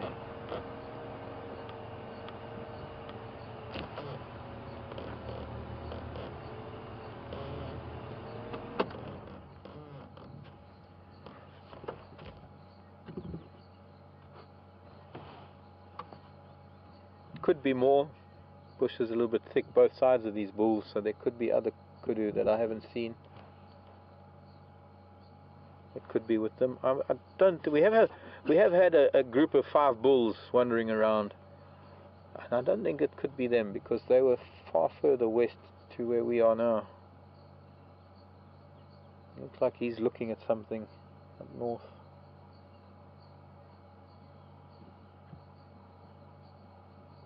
Ears are constantly scanning the bush for sound. Sound being very, very important to prey species. They're not only listening for a snap of a twig or something, but they're listening to alarm calls from birds. And you know how crickets go quiet when you walk by them? They're listening to the cessation of sound as much as the onset of sound. Fantastic bull too. In their prime, these two.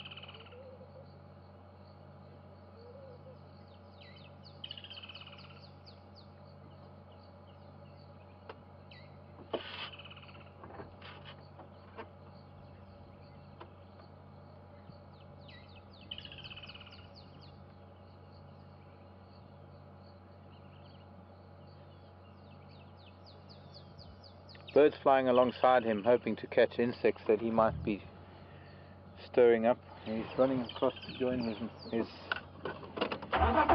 bachelor friend.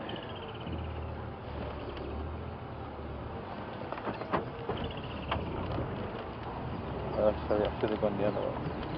Ah, no, he's dashed across the road deep into that bush now. We can try and go back a little bit that way. See if we can see if they're together. Incredible how much time these bulls spend together, feeding, socializing. They don't groom each other as much as impala do, but they still have fairly strong bonds to be able to spend so much time together. And yet, when they come across a group of females with females in estrus, they'll start bumping heads.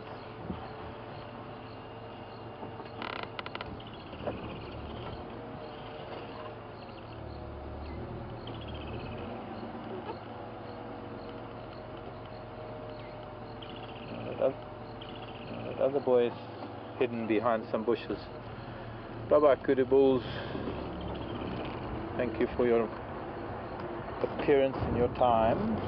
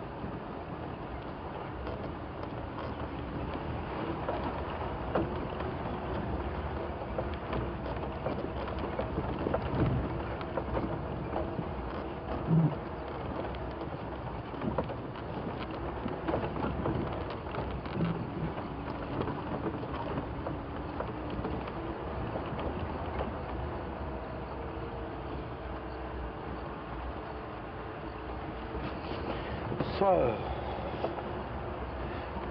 heading west, we might be able to pick up some tracks, but it's not going to be easy if he did come onto this road.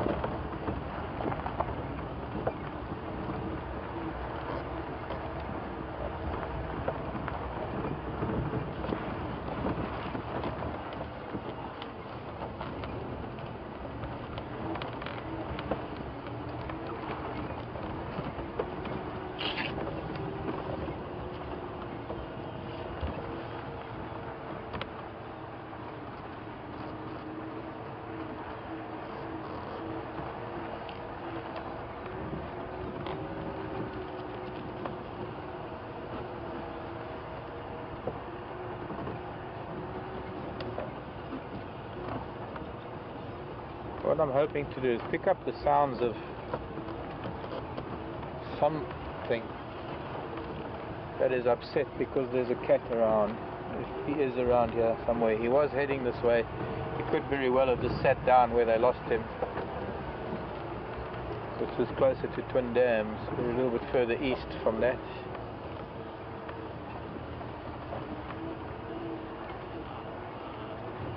And he was heading east. We want to look at some of these termite mounds, and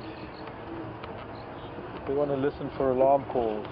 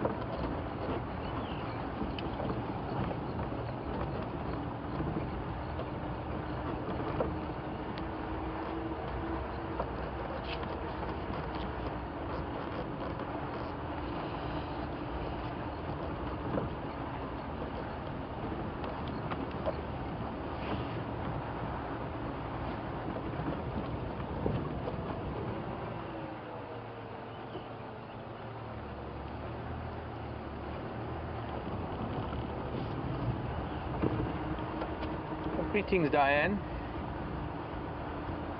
Changing subject a bit, onto the subject of termites. Diane wanted to know how they build their mounds. Interestingly, it's only really for this particular mound that we see, this pinnacle termite. This is a particular species of termite. It's a very interesting cycle of things that happen. You see, termites are very, very special. Termites have quite a unique place in the ecosystem, in that after everything has eaten and chewed on all the vegetation and trees die off, there's one thing missing, and that is the ability to break down everything into its smallest of possible pieces to be returned to the soil as trace elements. And the one ingredient or the one substance that prevents that from happening ordinarily through the digestive system of animals and things is the very thing that gives plants structure, the very thing that allows trees to stand as tall as they are, to the very thing that allows plants to stand up, and that is the hard cell wall of the plant cell, which is made of cellulose. Not cellulite, cellulose. And it's the cellulose of the cell wall that is virtually indestructible in nature. There are only two things really that can break down cellulose, and those are fungi and bacteria. However, termites and the bacteria that they harbor in their gut and their habit of chewing dead wood and dead leaves and dead plant matter are able to break down plant material to almost its pure carbon form, so that everything else is released into the soil. And what is left after termites have finished it, after termites using bacteria and sometimes fungi, what is left is this glue-like substance, clay-like substance. Well, I suppose you could say it's like a clay-like substance. And they use that to bind grains of sand together to build their termite colonies. And this particular one that builds the pinnacle mound termite, is one of the largest of all termites in terms of size. And it lives in such large colonies that the requirements of the colony become very, very critical. The right temperature, the right air conditioning, the right everything needs to take place for this termite colony to survive. Now we're going to go through the dip, and hopefully we won't break up too much afterwards and I can continue.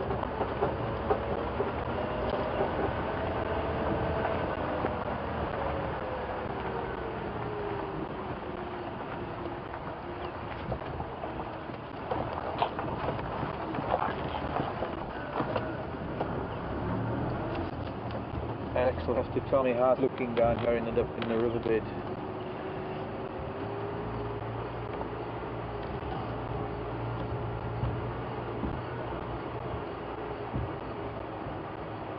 Old elephant tracks. Okay, looking good. So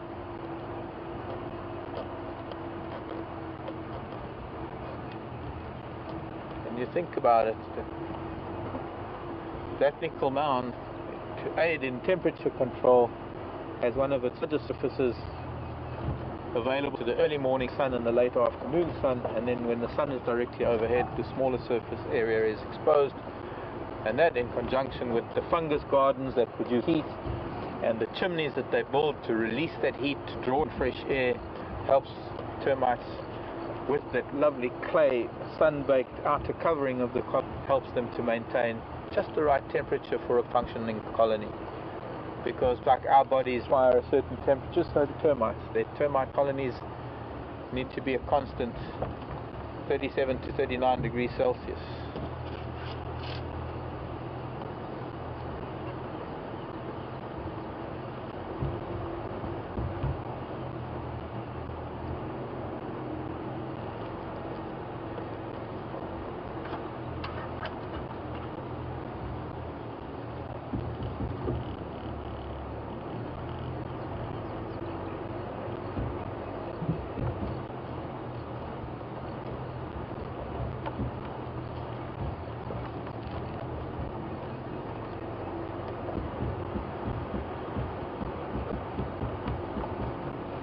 And they're one of the only creatures that can do that.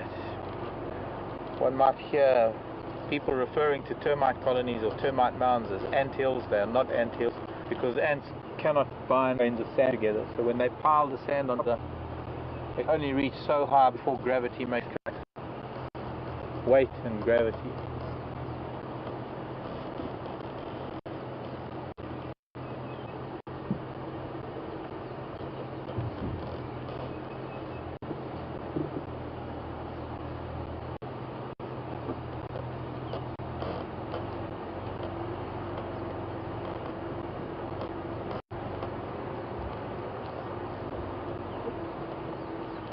As far as I know, this little boy was here somewhere. He might have even been in this jackalberry earlier.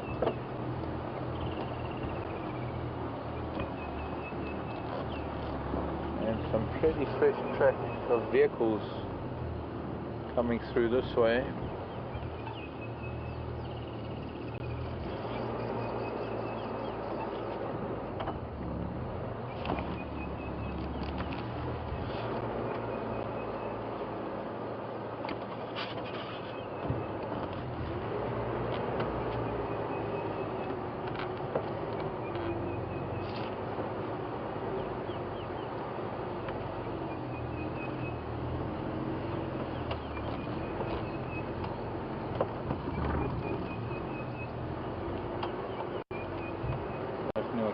hold of me on the radio.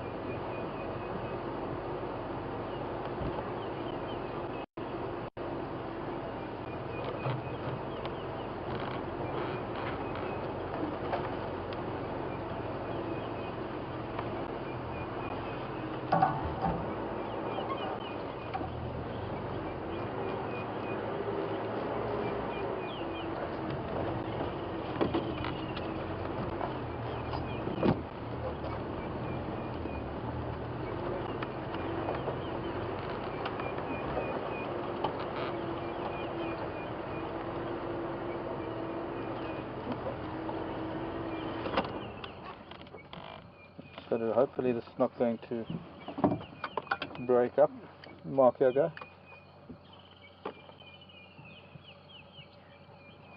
No, I'm just scratching around for this ingwe that was lost here earlier. I thought maybe it'd still be.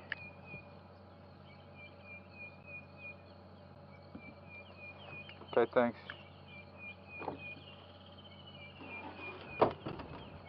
He might have even gone south.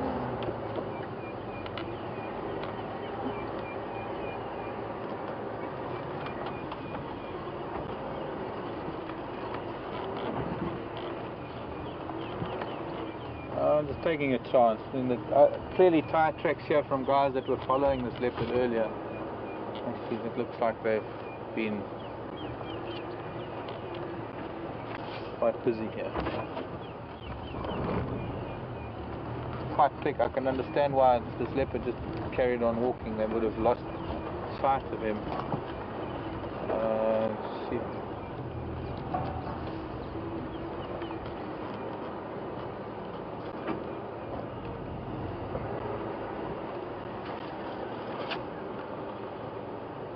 Might be able to squeeze through here.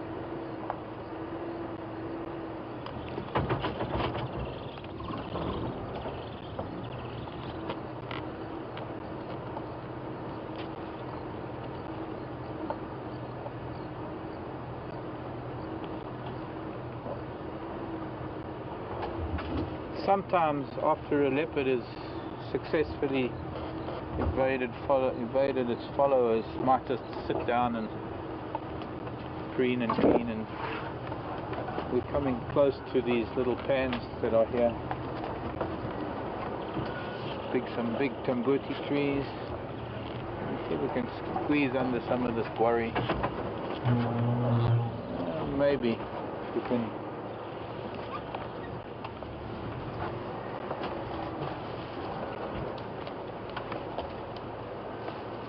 We're going to get the mast under there. Buffalo thorn and all.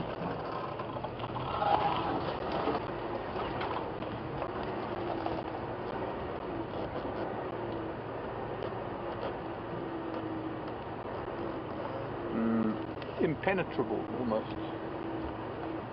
Kind of penetrated about as far as we can go. Less.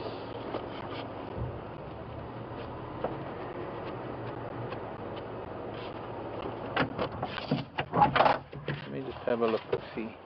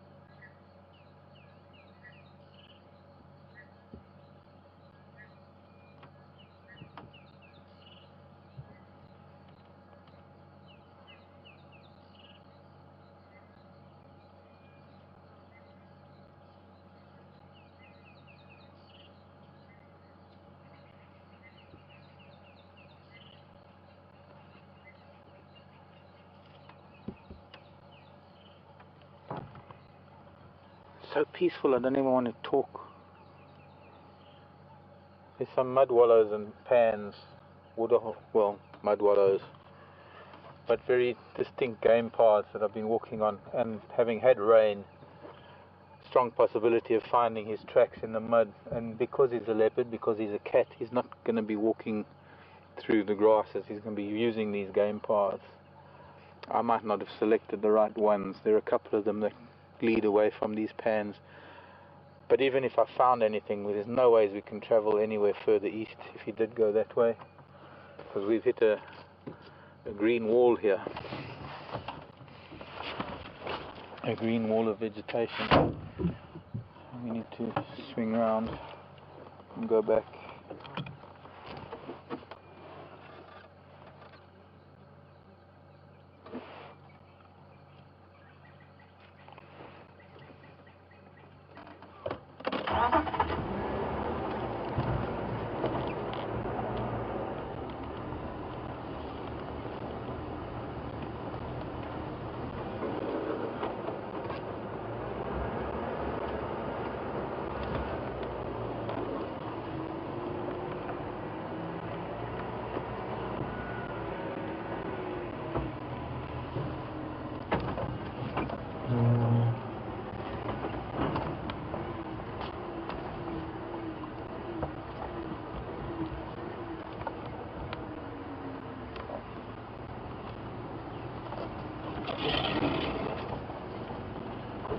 Hello, Russell in Texas.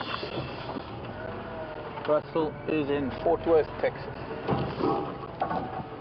Have I ever been threatened, felt threatened while out of the vehicle?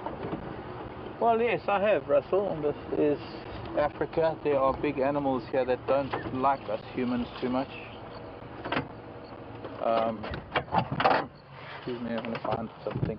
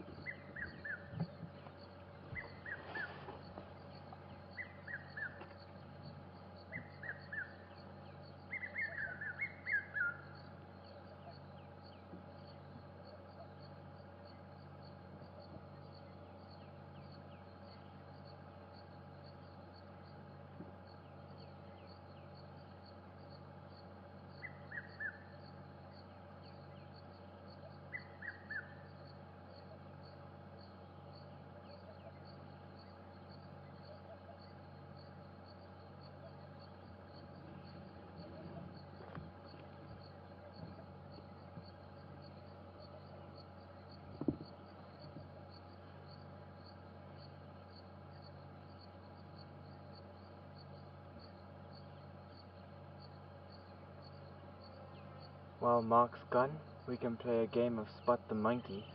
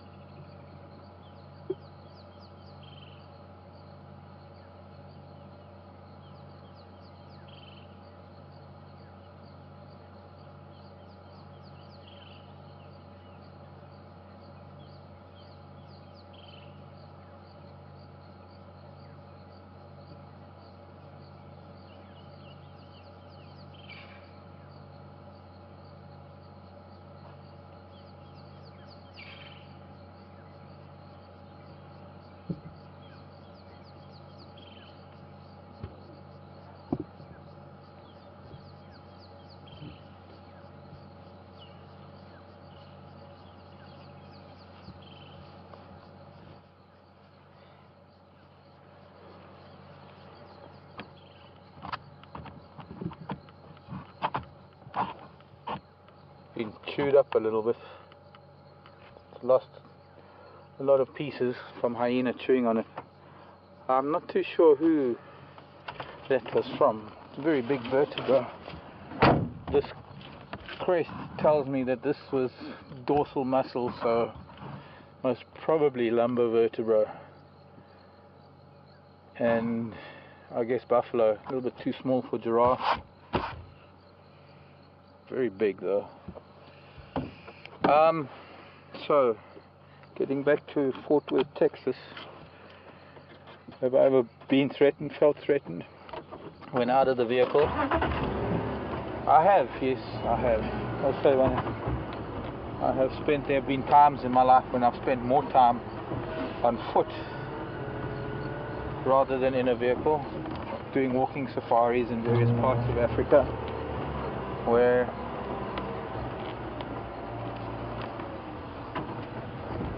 I've been on foot with all these big animals that we see now, and there have been times when, well, one just gets a little bit too close too quickly, and it's often that the animals are not very happy about it.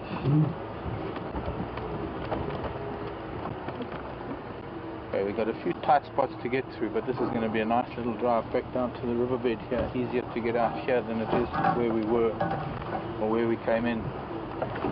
No sign of him here, so somehow I expect he's been through here. Monkeys in that tree. Pardon? Yeah, monkeys in that tree, surely they would. Yeah, they would have. They would have been shouting too if he was here.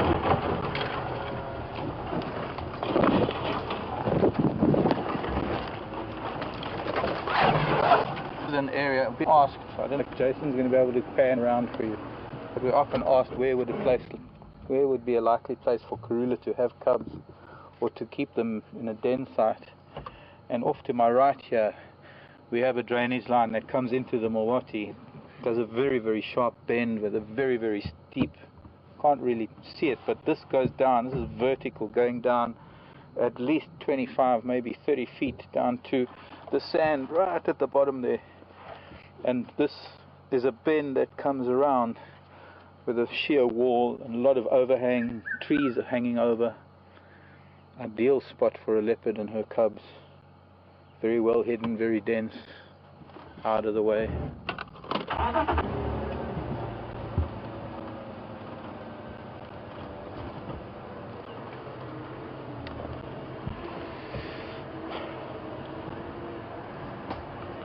Baby jackalberry trees.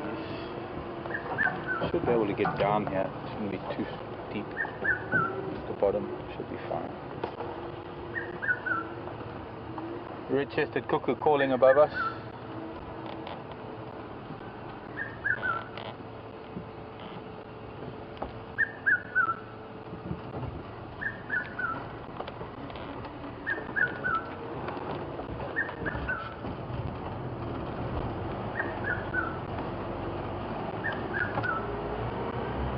Some old elephant tracks here from a few days ago. We could have gone up there. Monkey up there. Irreversible. Now some vervet monkeys up here. If they'd seen a leopard, would have been shouting.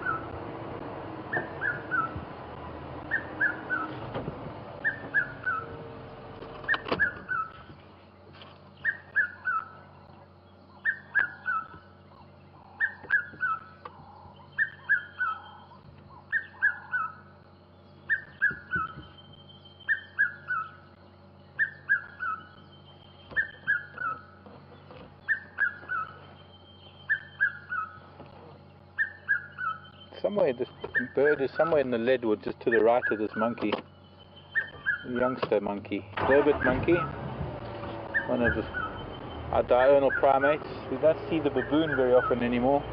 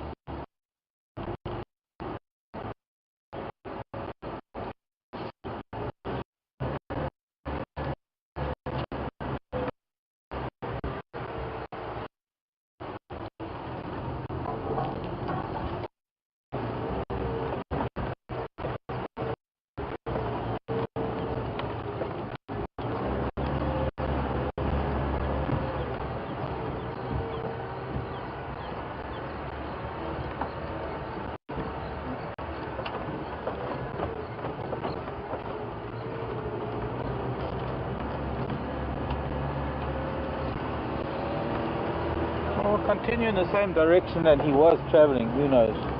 He might have been through here before the monkeys came back to their tree. I expect those trees where they are, they're sleeping trees where they're going to spend the night. They are very strictly diurnal, these monkeys. And once sunset comes around, they'll be getting ready to go to bed. Not coming down from their trees if they can help it.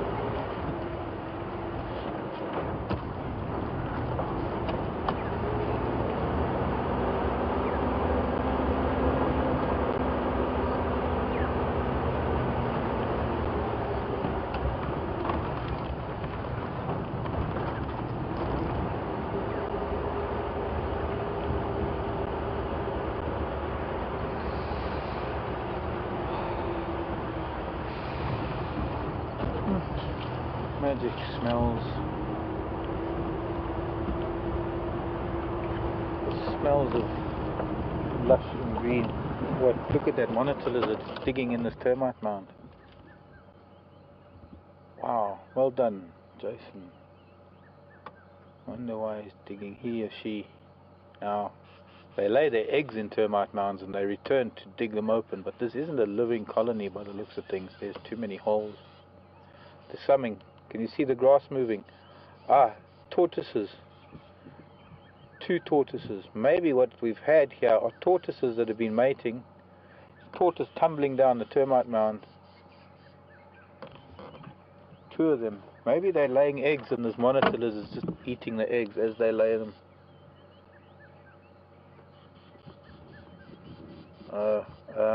Might be mistaken. Those are 2 male tortoises fighting. I'd like to get closer, but to get a better idea.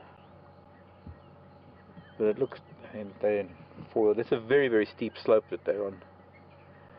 And one was actually trying to throw the other one over onto its back, in which case it would have just rolled down. That's probably why I saw it rolling down. Yeah, that's a fight.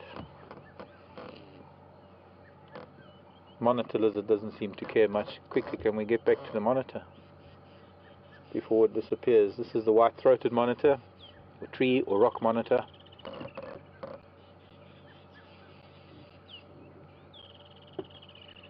Clearly been digging. You can see where it's been digging. Maybe she is looking for a place to lay eggs, and it's just coincidental that the tortoises happen to be fighting here. I guess there might be a female tortoise around. So it could be one of a couple of scenarios. Could be a monitor trying to find a place to lay eggs or uncover its eggs. Or it's a monitor hunting. Or it's tortoises laying eggs and the monitor's eating them. Monitor's now disappeared right inside the termitarium.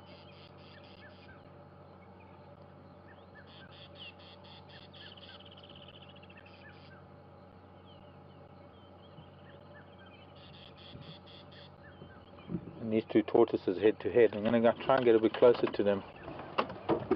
Oops. So we can get an idea of what it is. If they're going to not be too disturbed by our presence. Maybe get a better idea of how they're pushing and shoving.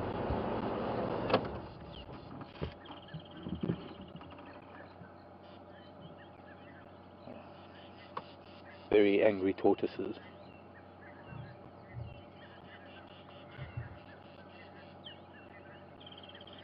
Especially the one on the right. He's growling and snarling and spitting fire and fury.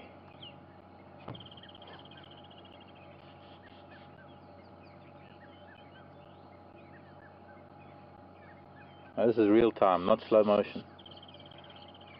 Tortoise time.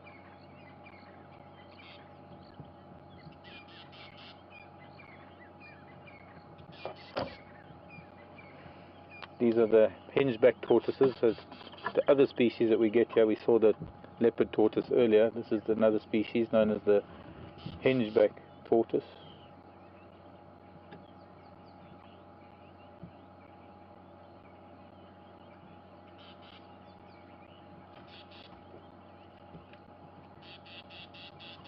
Very interesting. And a conundrum at the same time, wondering what possibly could be going on here.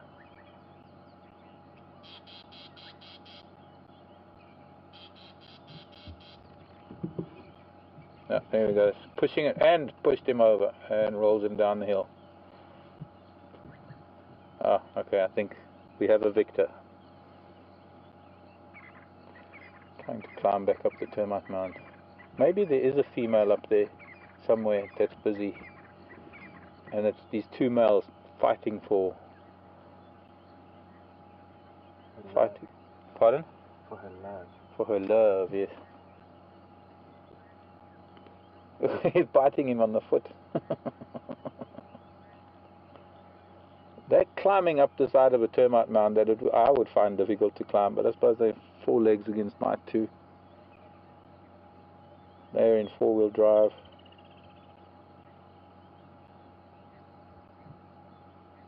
They're coming round to the hole, there to the right, where that hole is.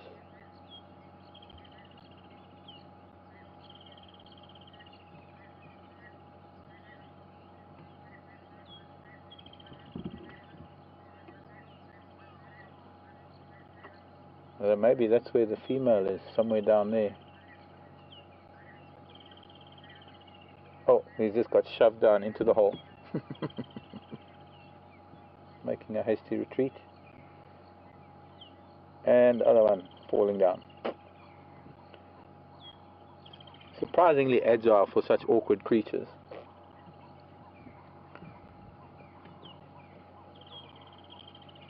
But yes, using the scoot, using the front of their plastron, the front of the and the shell, I guess the carapace, to try and force the opponent over onto its back. Luckily here it's such a steep slope that it'll roll down and likely to roll back onto its feet. And if there's enough substrate, there's enough vegetation on the ground, it's easy for a tortoise to get back over again. It's only really if it's like on flat ground, like on the flat road, where there's nothing for a tortoise to grip. Okay, let's move on. Very interesting. Monitor lizards gone in a hole on the other side. Bye, children.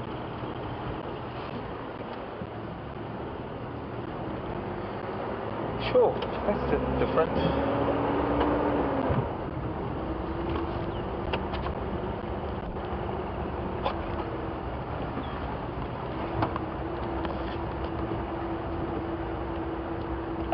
Sundowner.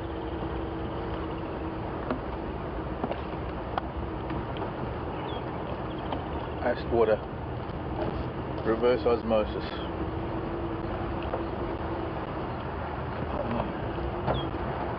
Prepared water.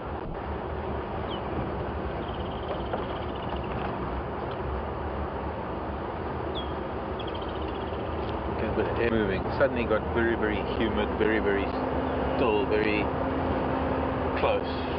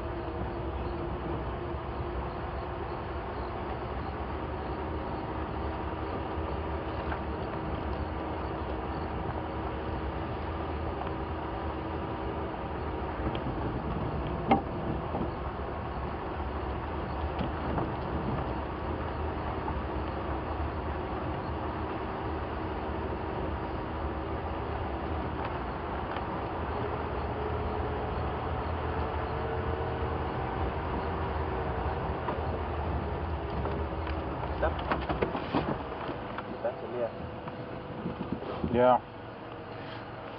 That means they're still using that nest off Leadwood Road. Look at that. Beautiful. Well spotted, Jace. Jason's doing some good spotting this afternoon. Got his game on. Adult Bateleur snake eagle. Beautiful bird. Probably one of the most striking of all of our eagles, because of the red feet, the red beak, and the contrast between the grey and the white and the black. Not a bird to mess with, especially with those colours. But the closest we're going to get, unfortunately.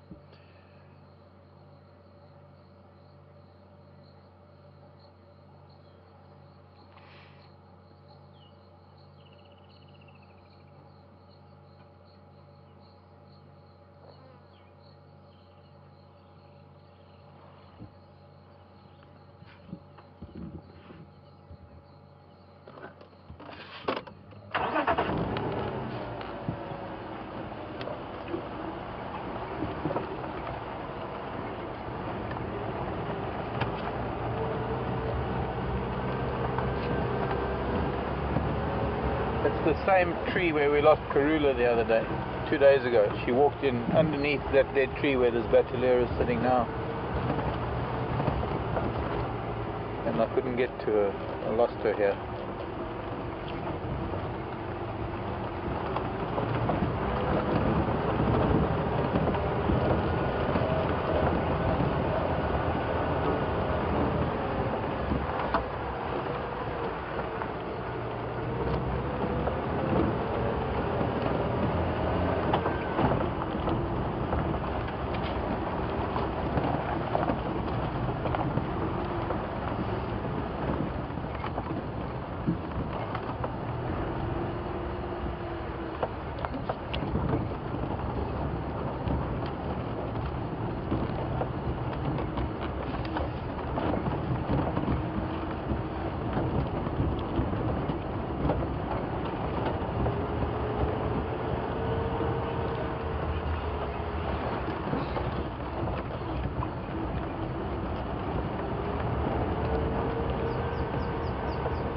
failing to find the cat, and having had some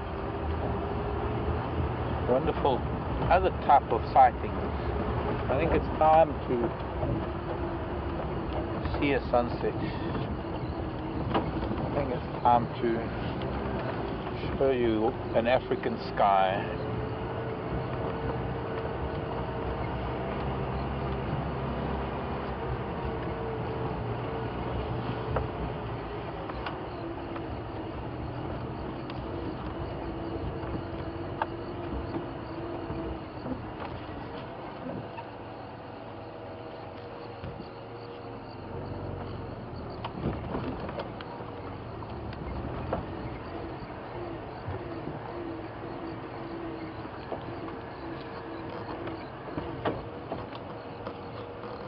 There's some pretty heavy cloud over the escarpment, so we're not going to have the wonderful color that we could have.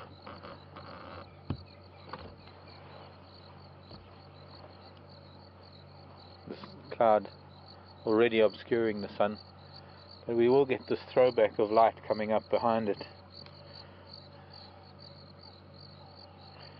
Welcome to our corner of Africa here at Djuma Game Reserve. Hope you're all having a wonderful weekend. Whether it's a summer holiday or a winter holiday.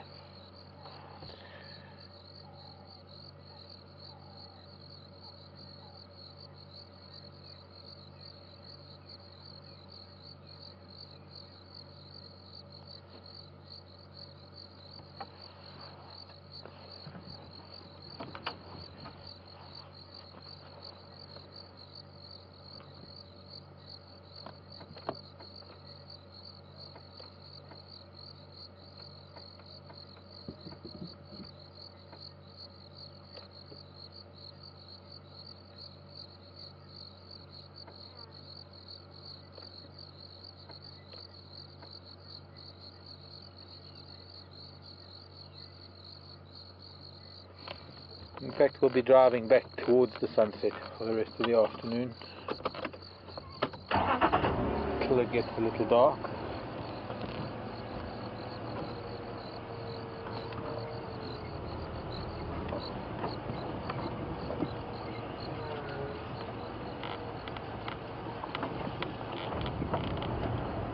We will get another glimpse of it as it changes colour.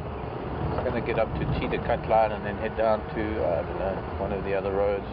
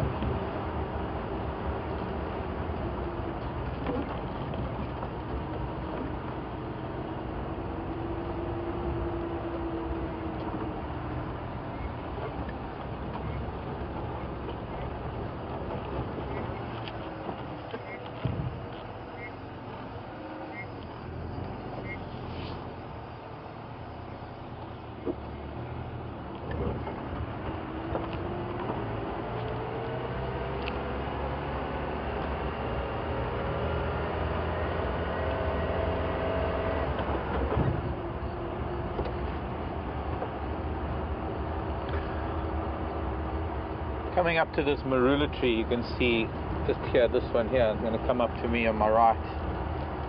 You can see how the bark has been stripped by elephants. Now, if this is all the way around, which it looks like it could be,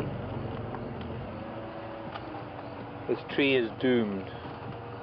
Barbara was asking about bark being stripped, and well, largely medicinal. Here's a marula that's been stripped. Up ahead we've got a knobthorn that has been stripped. It doesn't really, it's not a, sorry, I wouldn't imagine that they would, it's that important in their diet, otherwise there would be a lot more of it, but I'm convinced that it's medicinal, and that's why only occasionally you get it. There's a knobthorn that's been stripped, and for whatever reason elephants know that we don't know, that they might be using it medicinally, whether it's for stomach ailments, toothache, or whatever it may be.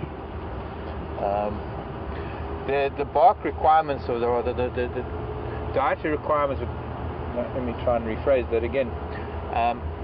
They do need bark. They need bark as roughage, but the bark that they eat tends to be the bark of various other trees that they eat in bulk, and they're certainly not eating marula bark and knobthorn bark in bulk. They, if anything, they're actually, in some cases, it might even look like they're purposely ring barking trees to get rid of them, to open up the undergrowth for more sustainable vegetation. But remember, trees that have grown and lived for a long time have, sorry, just let me listen to this.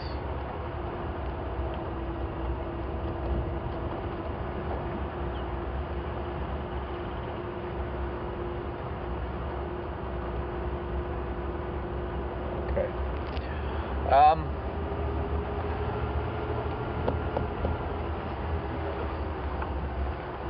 Trees that have grown for a long, long time. Who's that up there? Oh, it's gone. It was a plated lizard. Just remember that again.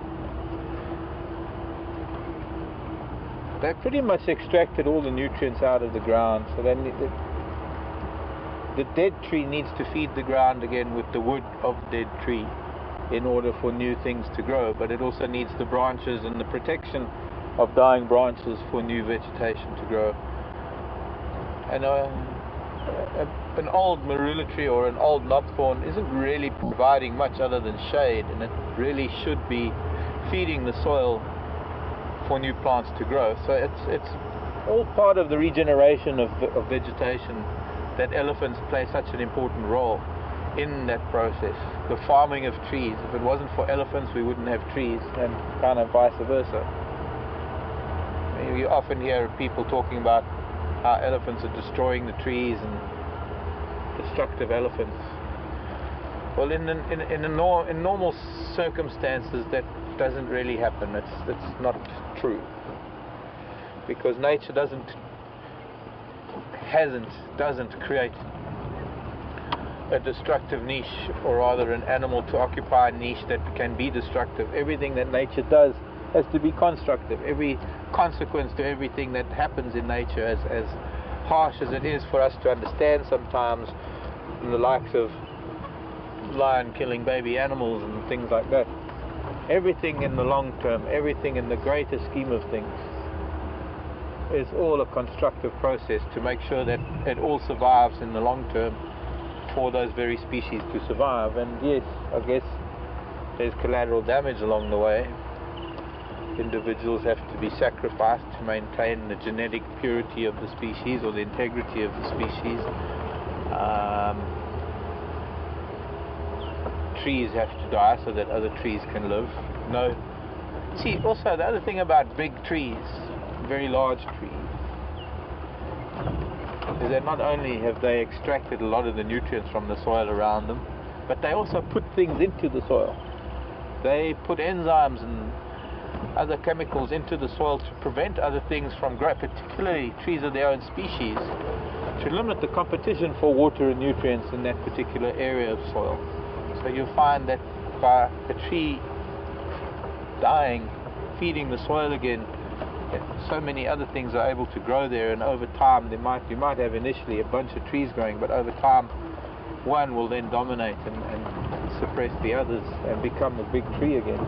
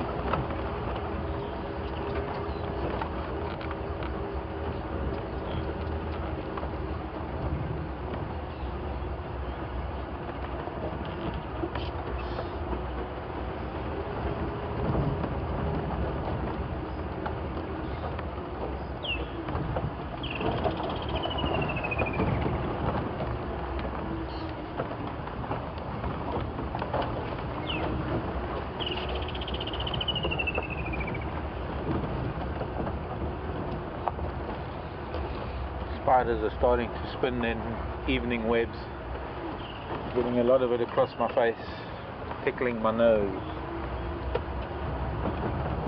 The bark spiders that will spin a web in 20 minutes from tree to tree across the road.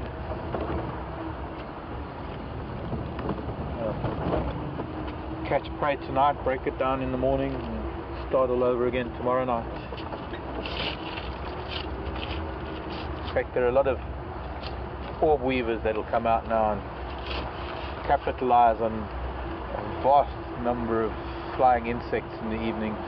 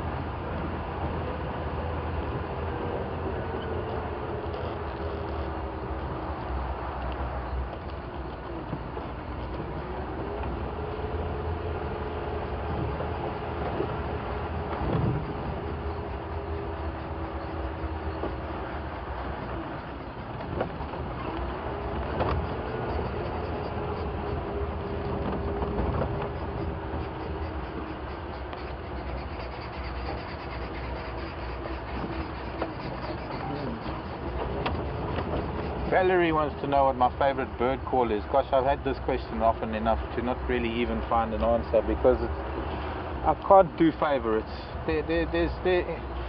There's no such thing as favorites when it comes to nature. Everything is fantastic. My favorite bird call, I can't even think, Valerie. When I think of one, I think of a dozen others that are just as pleasant and just as wonderful. So all I can say is I can't decide on a favorite of many things.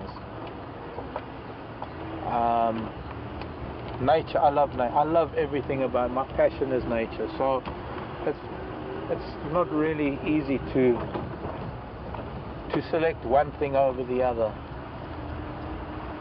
So often I say my favorite is the thing that I'm watching or hearing at that moment that I'm asked that question, because that's what it is at that time. But it's not an easy question, no matter whether it's a favorite bird call or favorite bird or favorite flower, favorite tree, favorite animal. No matter what it is, there can't be favorites, because everything is so interconnected and everything is just so much part of everything else that there isn't anything that really stands out above anything else. I don't know. I can't give an answer to a question about favorites. It might appear that I favor elephants, that elephants are my favorites, but it's more than that. It goes beyond that. I have a very strong connection to elephants that I find difficult to explain most of the time. Doesn't necessarily mean that they're my favorite animal, but yes, I guess in some ways it does. But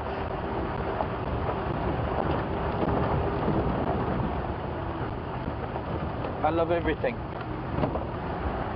equally, with passion and understanding, and nothing stands alone.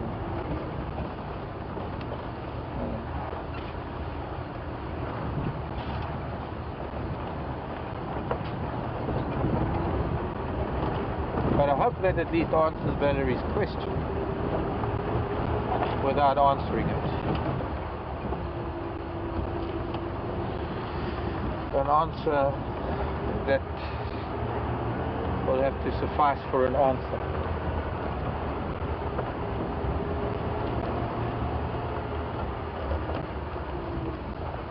But what I can tell you about favorites though, this is my favorite thing to do and my favorite vehicle to do it in, as I said at the start of drive. And one of my favorite places to do it. Of course, even that's hard to decide what my favorite place. Home in the Timbavati is a tiny little patch of Mopani veld. It's not very, how can I put it, glamorous in terms of vistas and views and rivers and lakes, and there isn't any of that. But it's probably my favorite piece of the planet. It's the center of my universe. By the same token, Okavango Delta or Ruaha National Park in Tanzania, or even the brief time I spent in Meru National Park in Kenya, places like that, that the time I was there, they were the favorites, because I was there, walking safaris and boat safaris, and just thoroughly enjoying an adventure in a new and different part of Africa. I've always wanted to see other parts of Africa, to discover how might be the same animals, how they react or interact, or how they operate differently in different parts of Africa. Seeing with my own eyes the differences in territory sizes of, say, lion and leopard, and that was a question today, and how it varies in places like the Okavango to places like Selous Game Reserve in Tanzania, or the Masai Mara in Kenya, or the lower Zambezi Valley in Zambia, even the different parts of the Kruger National Park. To truly understand Africa's wildlife, one can't just study it in the same place, because what we're experiencing and understanding of the way things work here in this little region, this little patch of the Sabi Sands, or part of the greater Kruger, is nothing like what happens 50 kilometers from here. There's even maybe a different climate, different dominant tree species, different topography, different geology, the geology that dictates a different type of soil, that dictates a different type of vegetation, which will bring different behavior or different concentrations of animals. And being able to put all of that together, to be able to correlate all of them and come to some sort of understanding of how different things are in different areas, but of course by how much they stay the same, how consistent things are despite differences in habitat and differences that occur. So, well, it's just a wonderful world. It's an absolutely amazing place, and as long as I'm surrounded by trees and elephants and bush and everything that comes with it, I couldn't be happier. There's nothing that could make me happier.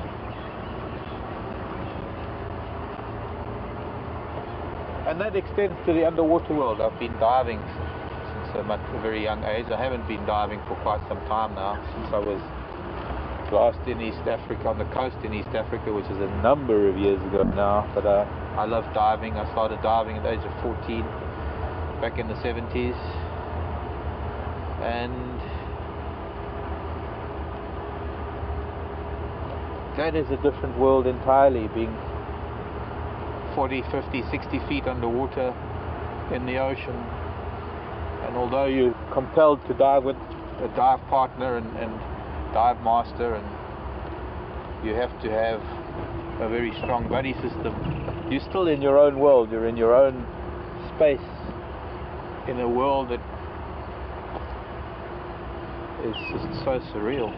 But it's nature, and it's just an incredible adventure.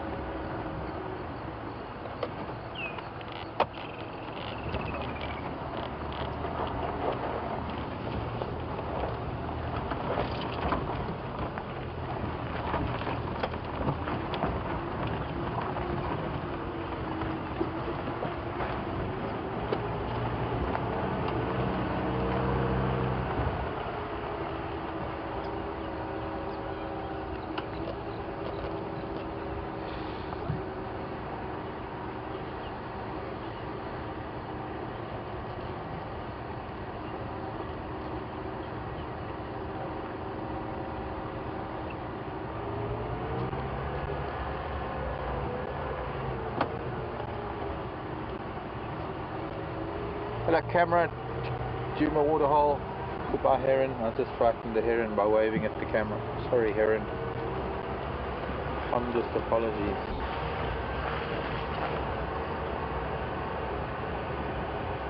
I guess no cats today.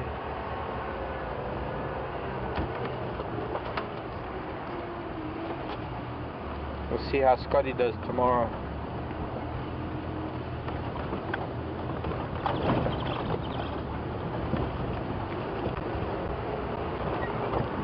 Looks like we might get some good weather back again tomorrow, and Scott will be here taking my place, and I'm sure Jason will be replaced with Vim maybe. Brian should also be back tomorrow, I think. He'll be back on camera maybe with me on Monday.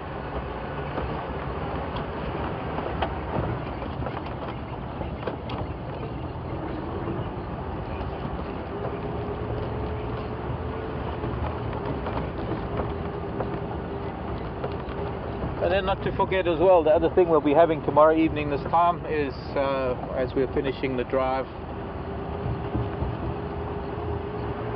around about this time we'll be heading up to do our usual fireside chat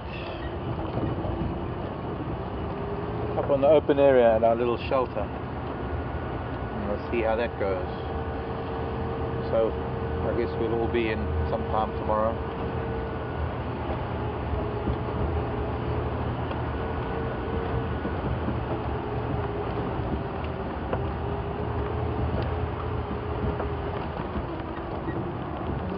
Hoping to find something up here on the open area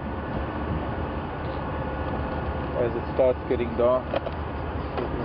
Put some light on this. It's not really that dark, it's surprisingly quite light still. But I think by the time the year turns and we start heading back into the beginning of a new year, we're going to start getting later and later sunsets, or rather earlier sunsets, later and later sunrises.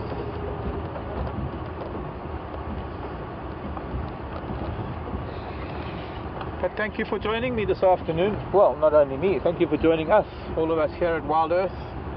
Thanks for all the questions that came through. So for WildEarth and for all of the guys that are here on the team, I want to just say it's been a pleasure. We don't always have to find the big hairy teeth and claws. Sometimes just a nice slow drive, trying to find whatever we can, sometimes brings out some unusual things like monitor lizards and tortoises fighting.